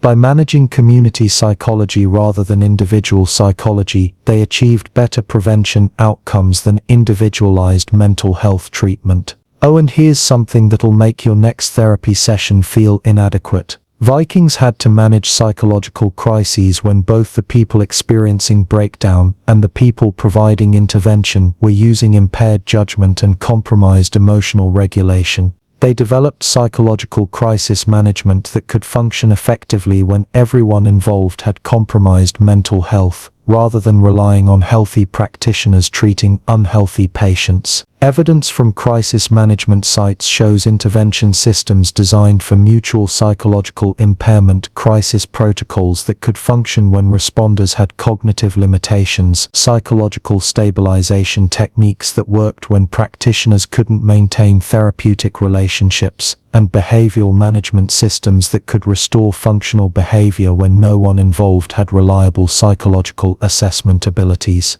And that's just individual psychological crisis management. We haven't talked about what they did to prevent the collective psychological breakdown that could destroy entire communities when shared psychological stress reached critical levels. That's where individual psychology becomes community psychology, and community psychology during polar night required collective mental health systems that could maintain civilization when everyone's individual psychology was compromised. But even the most sophisticated psychological management system couldn't prevent every crisis. When individual minds broke completely and became dangerous to the entire community, Vikings needed emergency intervention that could save lives in minutes. Here's where their most critical survival technology comes into play. When someone stops breathing during polar night, you have minutes to save them.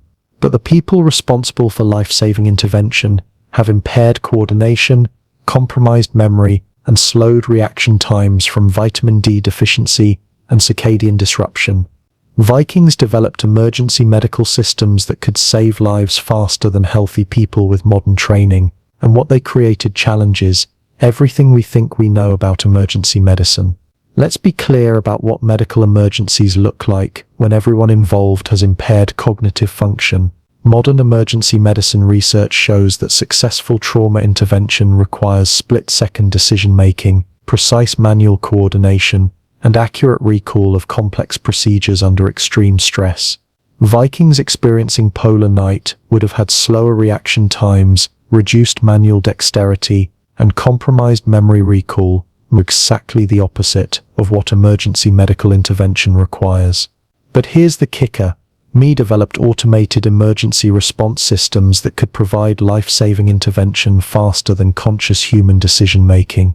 Archaeological evidence from settlement sites reveals emergency response technology that modern paramedics are only now beginning to understand, pre-positioned medical supplies that eliminated time spent searching for equipment, standardized emergency procedures that bypassed complex decision-making, and physical emergency systems that could provide critical intervention automatically.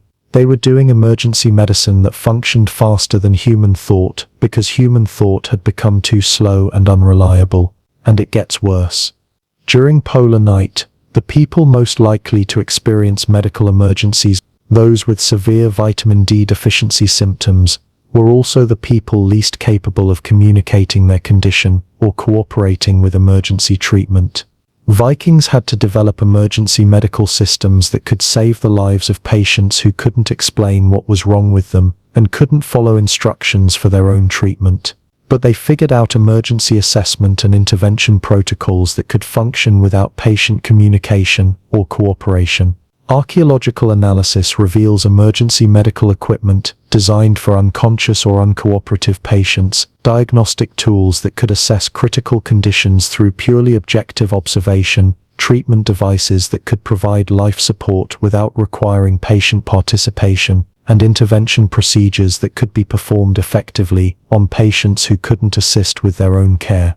Plot twist. MEDI's non-cooperative emergency systems were often more effective than modern emergency medicine that relies on patient communication and cooperation. Evidence from emergency intervention sites shows that Viking emergency procedures had higher success rates for certain types of medical crises than comparable modern emergency medicine, specifically because they were designed to work when patients couldn't participate in their own treatment.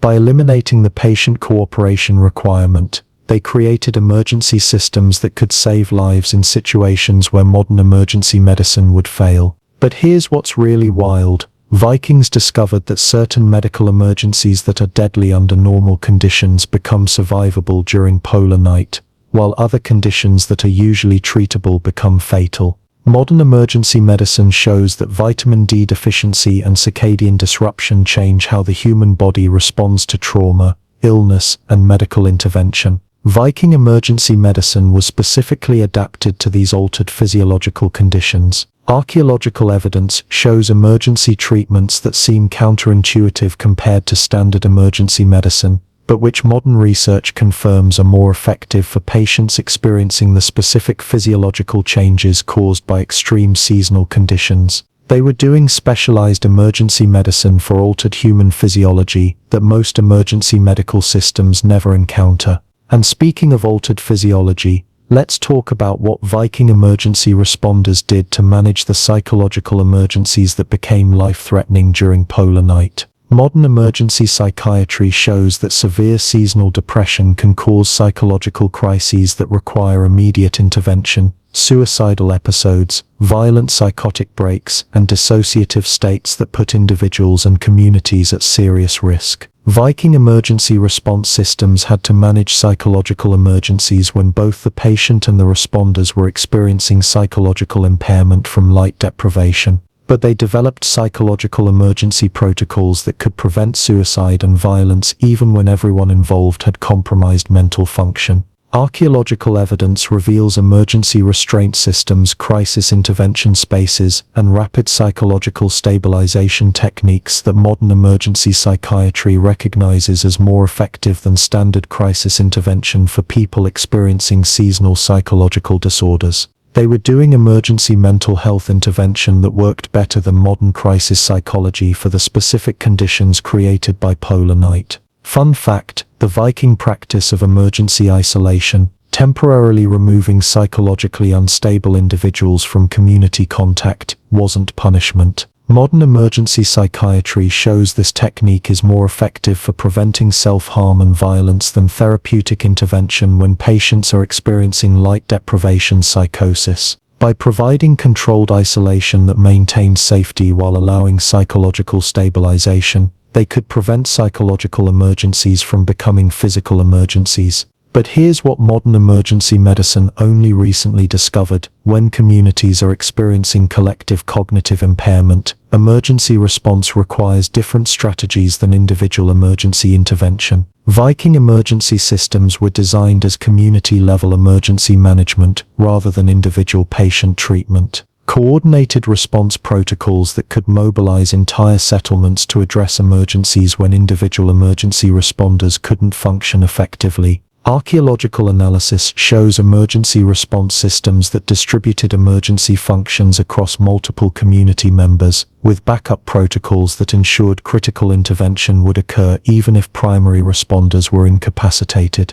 By making emergency response a community responsibility rather than individual expertise, they created more reliable emergency systems than individual emergency medicine. Oh, and here's something that'll make your next 911 call feel miraculous. Vikings had to develop emergency communication systems that could rapidly alert communities to medical crises when normal communication methods were impaired by darkness and cognitive dysfunction. Evidence from settlement sites shows elaborate emergency signaling systems, acoustic alert methods that could summon help across entire communities, visual emergency signals that functioned in low-light conditions, and physical emergency markers that could guide responders to crisis locations when normal navigation was impossible. They were doing emergency communication that functioned better than modern emergency systems under extreme conditions, and that's just a community emergency response. We haven't talked about what they did to prevent the most dangerous emergency of all, the complete psychological breakdown that could cause individuals to become violently dangerous to themselves and their communities.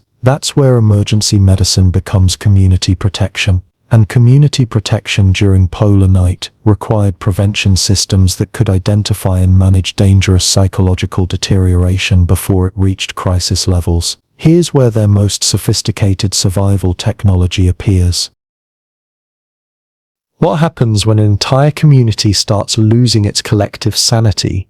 When shared hallucinations become more convincing than reality? When group decision-making breaks down?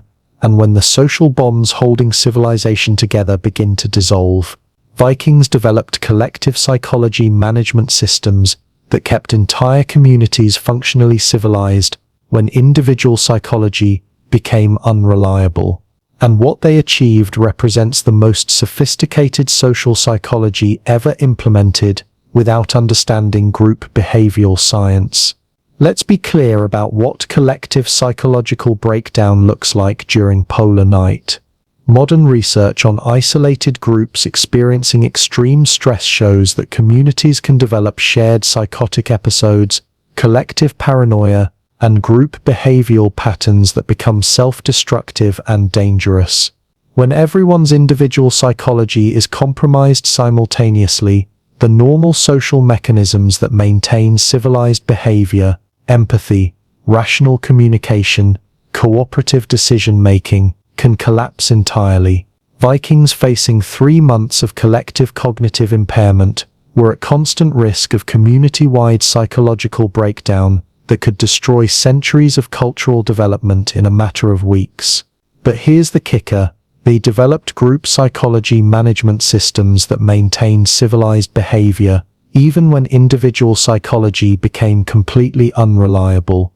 Archaeological evidence from large settlement sites reveals elaborate social technology designed to maintain functional community behavior when individual behavioral control was compromised. Structured interaction protocols that prevented dangerous group dynamics, collective decision-making systems that functioned when individual judgment was impaired, and community behavioral modification systems that could redirect destructive group impulses toward productive activities. They were doing social engineering that maintained civilization when the individuals comprising that civilization couldn't maintain civilized behavior individually. And it gets worse. When communities experience collective psychological stress, they often develop shared delusions that become more convincing than actual reality. Modern research on group psychosis shows that shared hallucinations and collective false beliefs can become so powerful that they override individual perception and judgment.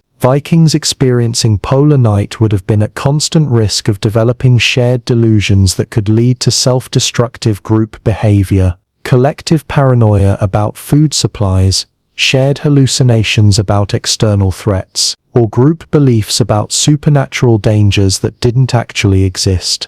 But they figured out reality management systems that could maintain accurate group perception when individual perception became unreliable. Archaeological analysis reveals elaborate reality checking protocols, community procedures for verifying information when individual memory and perception couldn't be trusted, group decision-making systems that required multiple independent confirmations before acting on potentially false beliefs, and collective assessment methods that could distinguish between shared hallucinations and actual external circumstances. Plot twist meist. These community reality checking systems were more accurate at distinguishing truth from false beliefs than individual judgment even under normal psychological conditions. Evidence from decision-making sites shows that Viking communities made fewer factual errors and better long-term decisions during polar night periods than many communities make under normal conditions with healthy individual judgment.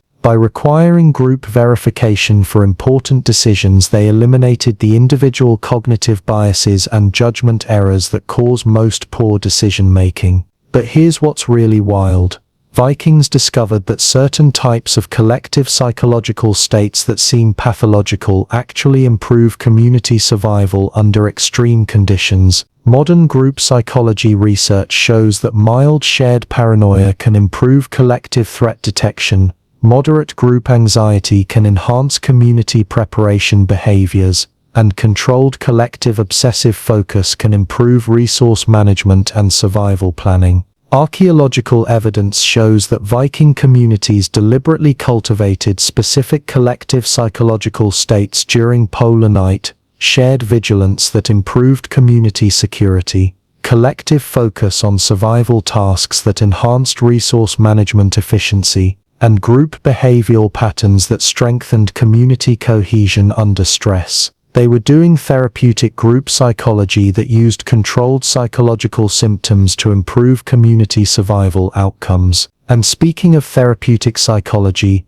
let's talk about what Vikings did to manage the collective memory problems that threatened to destroy cultural continuity when entire communities experience simultaneous memory impairment. Modern research on communities experiencing collective cognitive impairment shows that essential cultural knowledge, technical skills, social protocols, historical precedents, can be permanently lost when too many individuals simultaneously experience memory disruption. But Viking communities maintained cultural continuity even when individual memory became completely unreliable. Archaeological evidence reveals distributed memory systems that functioned as community-level cognitive technology, specialized role assignments where different individuals were responsible for remembering different aspects of essential knowledge, cross-referencing protocols that verified information accuracy when individual memory was unreliable, and cultural preservation systems that maintained civilizational knowledge independently of individual cognitive capacity.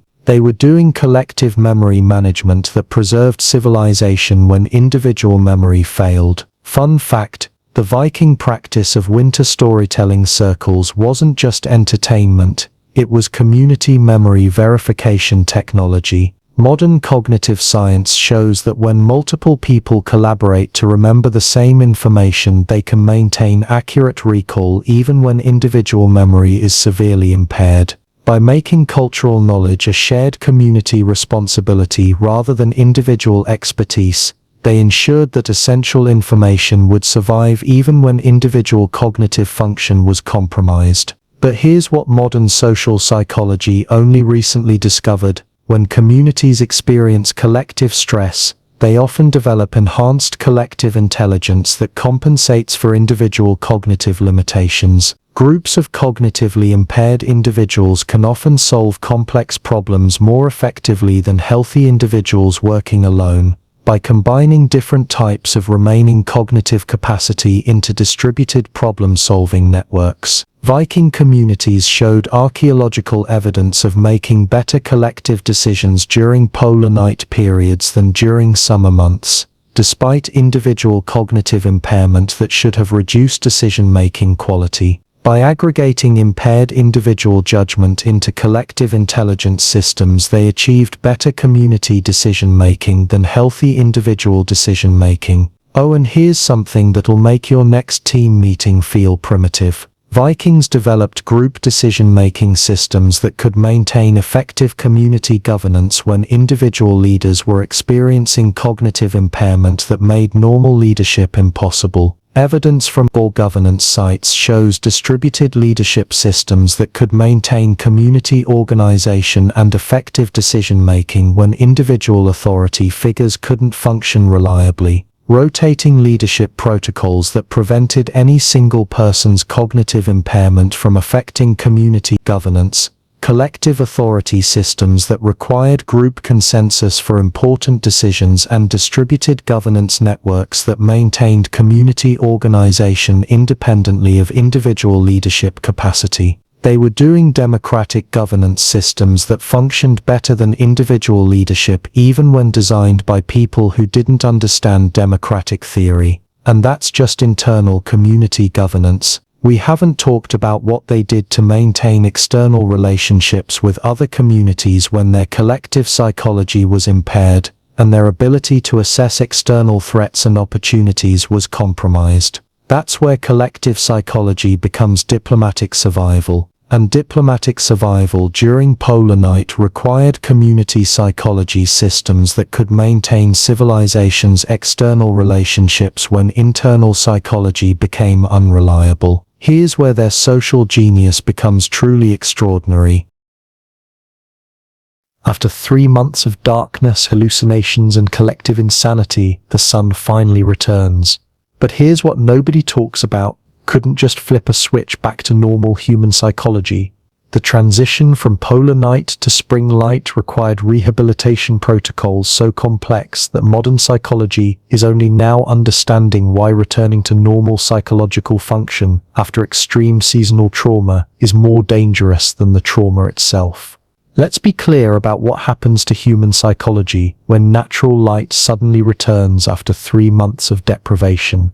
Modern research on light reintroduction after severe seasonal depression shows that rapid exposure to normal light levels can cause what's called light sensitivity psychosis, a condition where the brain adapted to darkness becomes overwhelmed by normal visual input.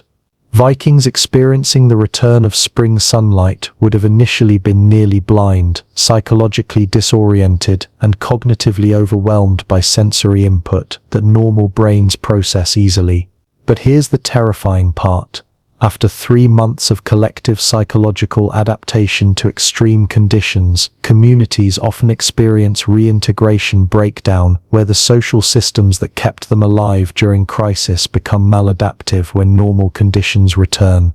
Vikings had to transition not just individual psychology back to normal function, but entire community social systems that had been adapted for collective survival during cognitive impairment.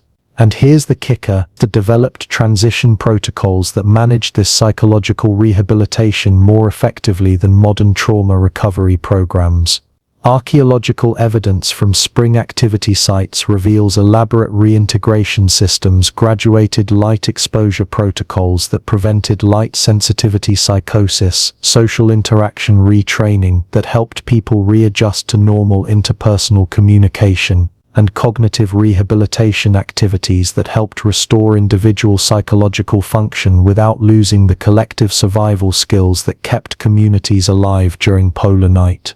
They were doing community-wide psychological rehabilitation that maintained survival benefits while restoring normal psychological function. But it gets worse. After months of relying on external memory systems, artificial social protocols and automated survival procedures, Vikings would have lost many normal psychological abilities that healthy people take for granted. Modern rehabilitation psychology shows that when people adapt to extreme conditions by developing artificial cognitive systems, they often lose access to normal cognitive abilities that weren't being used during the adaptation period. Vikings would have needed to relearn basic psychological skills, individual decision-making, personal memory management, normal social interaction, and emotional self-regulation that had been replaced by community survival systems. But they figured out cognitive rehabilitation protocols that could restore normal individual psychological function while maintaining the enhanced collective intelligence that developed during polar night. Archaeological analysis reveals reintegration activities designed to gradually restore individual psychological capacity while preserving the community survival skills that had been developed during extreme conditions. Plot twist: Vikings often emerged from polar night with enhanced psychological capabilities that exceeded their original baseline function. Evidence from post-polar night activity sites shows that Viking communities often achieved higher levels of technological innovation, artistic production, and social cooperation during spring months than they had shown before experiencing polar night. The psychological adaptations developed during extreme survival conditions, when properly reintegrated, provided enhanced cognitive and social capabilities that improved normal functioning. They were doing post-traumatic growth management that converted survival trauma into enhanced psychological capacity. But here's what's really wild: Vikings discovered that the collective intelligence systems developed during polar night could be maintained and utilized during normal conditions to achieve superior community outcomes. Modern organizational psychology shows that communities that have successfully adapted to extreme collective stress often develop group intelligence capabilities that far exceed the sum of individual intelligence, and these capabilities can be preserved and enhanced under normal conditions. Archaeological evidence shows that Viking communities continued using modified versions of their polar night collective decision-making systems during summer months, achieving better community outcomes than communities that relied solely on individual decision-making and normal social organization. They were doing permanent collective intelligence enhancement using techniques developed during the psychological crisis.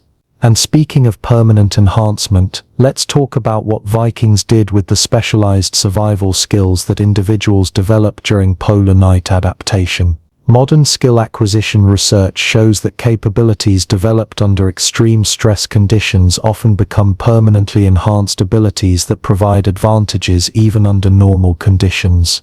Vikings who had adapted to polar night conditions often retained enhanced sensory sensitivity, improved pattern recognition, enhanced manual skills, and superior stress management capabilities that made them more effective at normal activities than people who hadn't experienced extreme adaptation. But they developed training systems that could transfer these enhanced individual capabilities to community members who hadn't developed them through direct polar night experience. Archaeological evidence reveals skill transfer protocols that could teach polar night adaptation skills to individuals during normal conditions, spreading enhanced survival capabilities throughout communities even when not everyone had experienced the extreme conditions that originally developed these skills. They were doing survival skill education that could transfer trauma-developed capabilities without requiring traumatic experience. Fun fact: the Viking reputation for superior maritime skills, combat effectiveness, and technological innovation came partly from the enhanced capabilities that communities developed through polar night survival adaptation. Modern performance psychology shows that individuals and communities adapted to extreme survival conditions often demonstrate superior performance in normal high-stress activities like warfare, exploration, and technological problem-solving.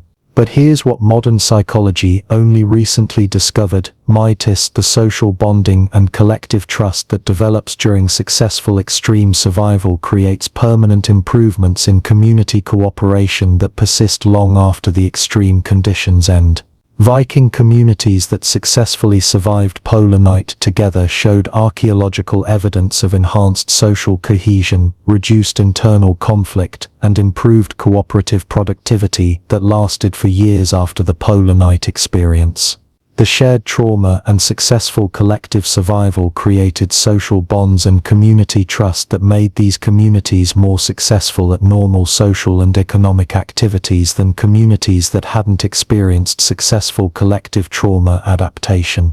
They were doing community bonding through shared extreme survival that created permanent social advantages. Oh, and here's something that'll make your next spring feel like a miracle. Vikings had to manage the psychological transition from artificial time-keeping systems back to natural, circadian rhythms without losing the enhanced sleep flexibility and temporal awareness they had developed during polar night. Evidence from transition period sites shows elaborate circadian rehabilitation protocols, graduated light exposure schedules that slowly restored normal sleep cycles, temporal retraining activities that helped people readjust to natural time cycles, and sleep management systems that preserved the enhanced rest efficiency developed during polar night while restoring normal daily activity patterns. They were doing circadian rhythm rehabilitation that restored normal biological function while maintaining the enhanced sleep efficiency and temporal flexibility that had been developed as survival adaptations.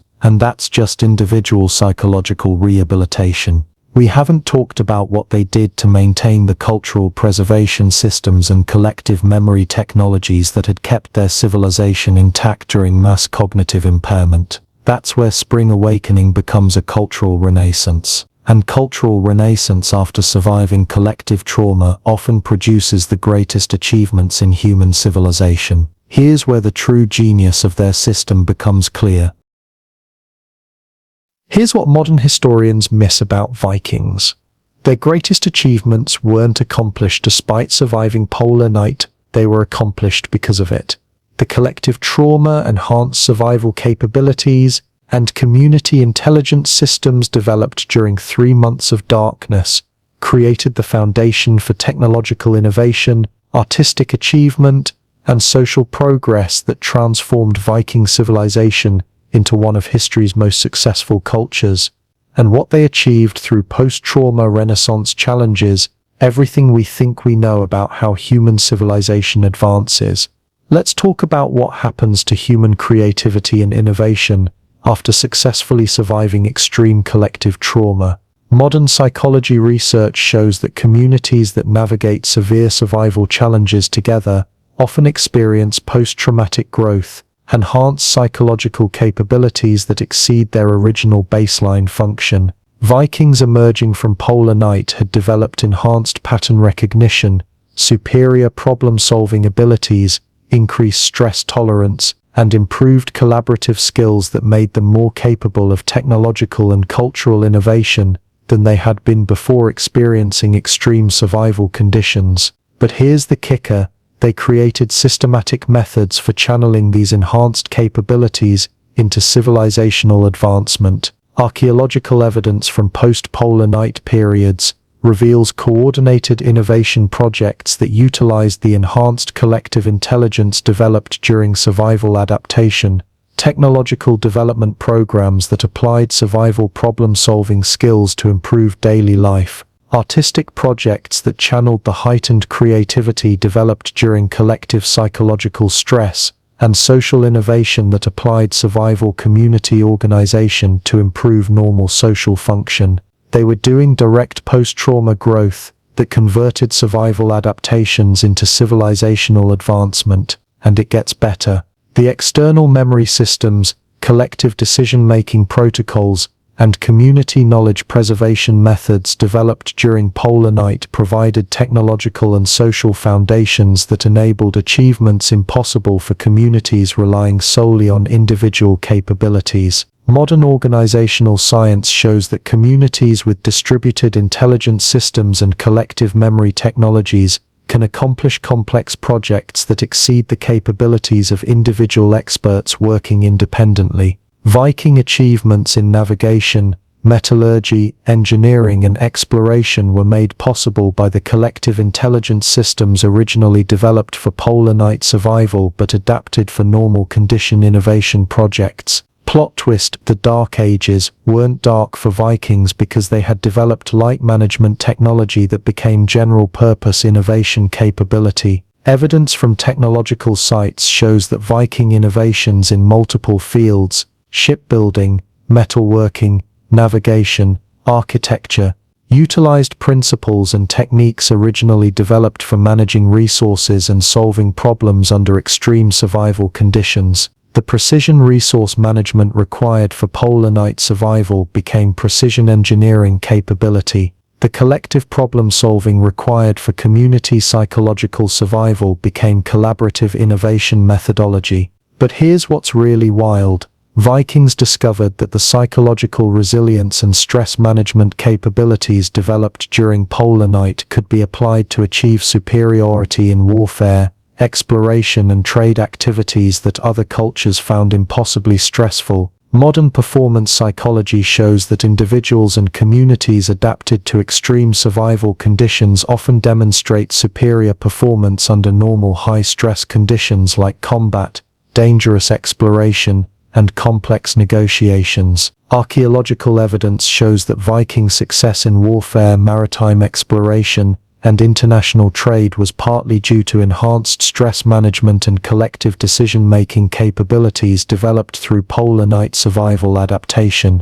They were using survival trauma adaptation as performance enhancement for normal high-stress activities. And speaking of performance enhancement, let's talk about what Vikings did with the enhanced sensory capabilities and environmental awareness developed during polar night adaptation. Modern sensory research shows that adaptation to extreme environmental conditions often produces permanently enhanced sensory sensitivity, pattern recognition, and environmental awareness that provide advantages even under normal conditions. Vikings who had adapted to polar night navigation, resource detection and threat assessment using minimal sensory input, often retained enhanced sensory capabilities that made them superior at activities requiring environmental assessment and situational awareness. But they developed training systems that could transfer these enhanced sensory capabilities to community members who hadn't developed them through direct polar night experience. Archaeological evidence reveals skill transfer protocols that could teach enhanced sensory awareness and environmental assessment to individuals during normal conditions, spreading survival-enhanced capabilities throughout communities. They were doing sensory enhancement education that could distribute trauma-developed capabilities without requiring traumatic experience. Fun fact: the Viking reputation for superior navigation and exploration capabilities came partly from enhanced environmental awareness developed through polar night survival, where individuals learned to detect subtle environmental cues and assess complex situational information using minimal sensory input. Modern navigation psychology shows that these enhanced environmental assessment capabilities provide significant advantages for maritime navigation, land exploration and territory assessment under normal conditions. But here's what modern innovation science only recently discovered: the collective memory and knowledge preservation systems developed for polar night survival created technological and cultural continuity that enabled sustained innovation across generations. Viking communities maintained technical knowledge, cultural traditions, and innovation methodologies more effectively than most historical civilizations because their survival-developed knowledge preservation systems prevented the cultural knowledge loss that typically occurs during generational transitions. Archaeological evidence shows sustained technological and cultural development across multiple generations, with innovations building consistently on previous achievements rather than being lost and rediscovered repeatedly. By developing survival-based cultural continuity systems, they achieve sustained civilizational progress that most historical cultures couldn't maintain. Oh, and here's something that'll make your next innovation project feel primitive. Vikings developed collaborative innovation methodologies that could coordinate complex technological development across multiple communities using the distributed intelligence systems originally created for polar night survival. Evidence from large-scale innovation projects shows collaboration networks that could coordinate technological development, knowledge sharing, and resource allocation across widely separated communities to achieve innovations that no single community could accomplish independently. They were doing distributed innovation networks that achieved technological advancement through coordinated collective intelligence systems, and that's just technological innovation. We haven't talked about what they achieved in artistic and cultural development using the enhanced creativity, collective narrative systems, and community aesthetic capabilities developed during polar night survival. That's where survival adaptation becomes a cultural renaissance. And cultural renaissance built on survival innovation often produces the greatest artistic and intellectual achievements in human history. Here's where their legacy becomes truly extraordinary. So here we are, after 3 months of psychological warfare, collective insanity, and survival technology that challenges everything we think we know about human capability. But here's what's really extraordinary about Viking polar night survival. It wasn't just about making it through the darkness. It was about emerging from that darkness as a civilization that had been fundamentally transformed by the experience. And what they achieved through darkness mastery became the foundation for achievements that changed the course of human history. Let's be clear about what we've just witnessed together. Over the past 2 hours, we've explored survival technology so sophisticated that modern scientists are still discovering principles that Vikings implemented 1,000 years ago through desperate necessity and brilliant observation. We started with vitamin D deficiency that could snap bones like twigs. We discovered light deprivation psychosis that turned reality into a nightmare. We watched communities develop collective insanity that somehow became collective genius. And through it all, Vikings didn't just survive live, they invented the future. Modern phototherapy. Vikings figured out precision light medicine using firelight and polished metal. Modern group therapy. They developed community psychology management that kept entire civilizations functional when individual psychology failed. Emergency medicine for extreme conditions. Archaeological evidence shows they achieved medical outcomes under impossible circumstances that modern emergency medicine struggles to match with advanced technology. Distributed computing networks. They created community intelligence systems using human cognitive capacity that performed better than individual expertise systems. But here's what makes this story truly remarkable. Every single technology, every psychological technique, every social innovation we've explored tonight was developed by people who had no scientific understanding of why their solutions worked. They couldn't explain neurotransmitters, but they developed neurochemical intervention through controlled smoke inhalation. They didn't understand circadian rhythms, but they created artificial timekeeping systems that prevented total biological collapse. They were doing advanced medical science, engineering, psychology, and social organization using nothing but observation, experimentation, and the desperate human need to survive conditions that should have been impossible. And it gets even more extraordinary when you consider what they achieved after surviving polar night. The enhanced capabilities developed during extreme survival didn't disappear when normal conditions returned. They became the foundation for technological and cultural achievements that transformed human civilization. Viking navigation technology that enabled global exploration. Enhanced environmental awareness developed during polar night survival when they had to detect subtle environmental cues using minimal sensory input. The shipbuilding innovations that created the most advanced maritime technology of the medieval world. Precision engineering skills developed through polar night resource management, where every material decision was life or death.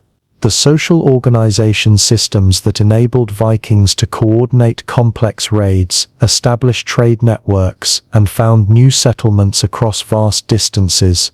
Community intelligence and collective decision-making systems originally developed to keep communities functional when individual psychology was unreliable.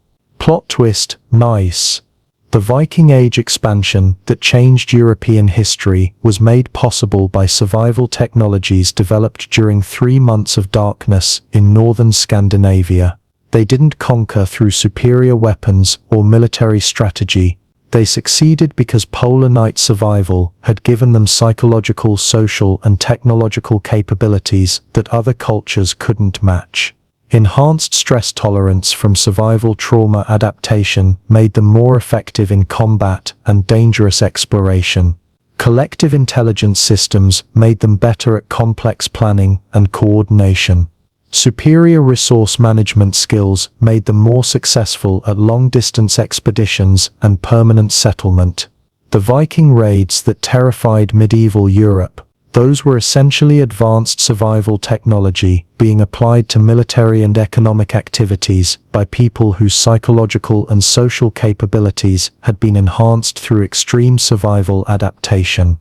But here's what's really wild. Modern research on seasonal affective disorder, light therapy, community psychology, and extreme survival is essentially rediscovering principles that Vikings mastered through practical necessity.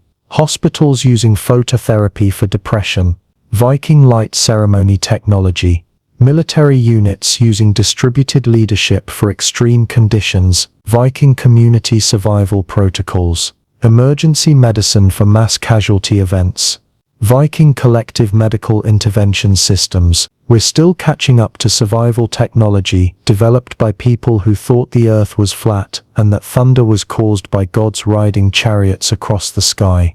And yet they figured out precision medicine, advanced engineering, sophisticated psychology, and social organization that modern science validates centuries later. Fun fact: the reason we have detailed knowledge of Viking polar night survival techniques isn't just from archaeological evidence. It's because these techniques continued to be used by Arctic populations for over 1,000 years after the Viking Age ended. Modern Inuit, Sami, and northern Scandinavian survival practices include techniques that can be traced directly back to Viking polar night adaptations. They were so effective that they became permanent cultural knowledge passed down across millennia. When modern Arctic survival experts train people for extreme polar conditions, they're essentially teaching Viking polar night survival technology that has been refined and preserved through continuous practical use. But here's what makes this story personally relevant to everyone listening: the psychological and social challenges that Vikings faced during polar night isolation, depression, community stress, resource management, collective decision-making under impaired judgment. These are challenges that modern people face every day. Seasonal depression affects millions of people annually. Social isolation and community breakdown are epidemic in modern society. Resource management and collective decision-making during crisis conditions are constant challenges for modern organizations and communities. The difference is that Vikings developed functional solutions to these challenges because survival depended on it, while modern people often struggle with the same problems because we haven't been forced to develop systematic solutions. Viking polar night survival technology represents proven methods for managing psychological stress, maintaining community function during crisis, preserving essential knowledge during chaos, and converting collective trauma into enhanced capability. These aren't just historical curiosities, they're tested technologies for challenges that modern people face every day. So tonight, when you turn on electric lights to push back darkness, remember that you're using technology that Vikings would have considered miraculous. When you check weather forecasts or take vitamin D supplements, remember that you have access to information and medicine that could have saved thousands of Viking lives.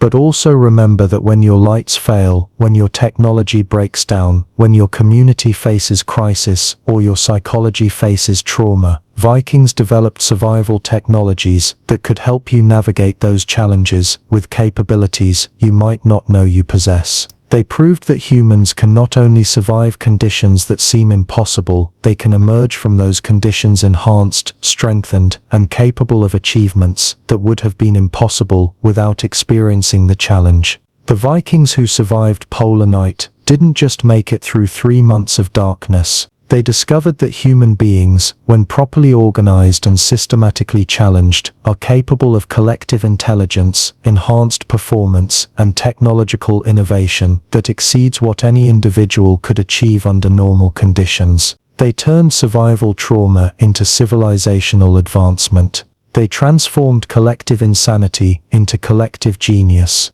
They made 3 months of hell into the foundation for cultural achievements that changed the course of human history. And maybe that's the most important thing to remember from tonight's journey through Viking polar night survival. The darkest challenges often produce the brightest innovations. The most impossible conditions often reveal the most extraordinary human capabilities. The Vikings faced 90 days of darkness and emerged as a civilization capable of crossing oceans, founding new worlds, and creating cultural innovations that we still admire 1,000 years later. You wouldn't last 3 days in polar night without their survival technology. But they didn't just last, they thrived, and everything they achieved afterward became possible because they learned how to turn collective darkness into collective light. That's the real legacy of Viking polar night survival, proof that human beings are capable of far more than we usually imagine, especially when we're forced to discover what we're truly capable of achieving together.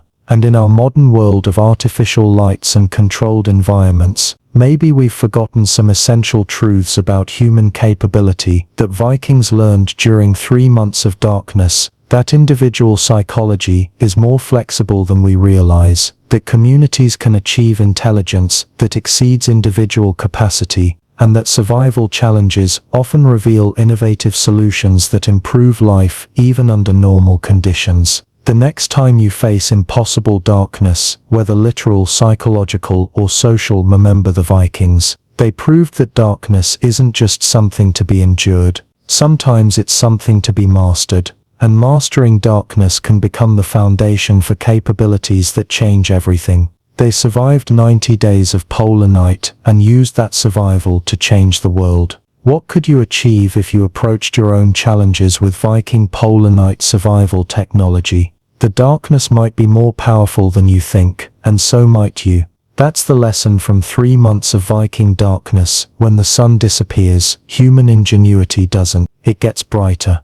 And sometimes the brightest innovations come from the darkest places. Thanks for joining me on this journey through the polar night. Until next time, remember that every light you see exists because someone somewhere learned how to push back the darkness. And the Vikings, they didn't just push back the darkness, they made it work for them. Must be nice having electric lights and vitamin D supplements, but maybe, just maybe, we could learn something from people who figured out how to thrive without them. The darkness taught them things that daylight never could, and what they learned changed everything. Sweet dreams, everyone. And next time winter feels long, remember, you're experiencing summer compared to polar night. The Vikings made it through, so can you.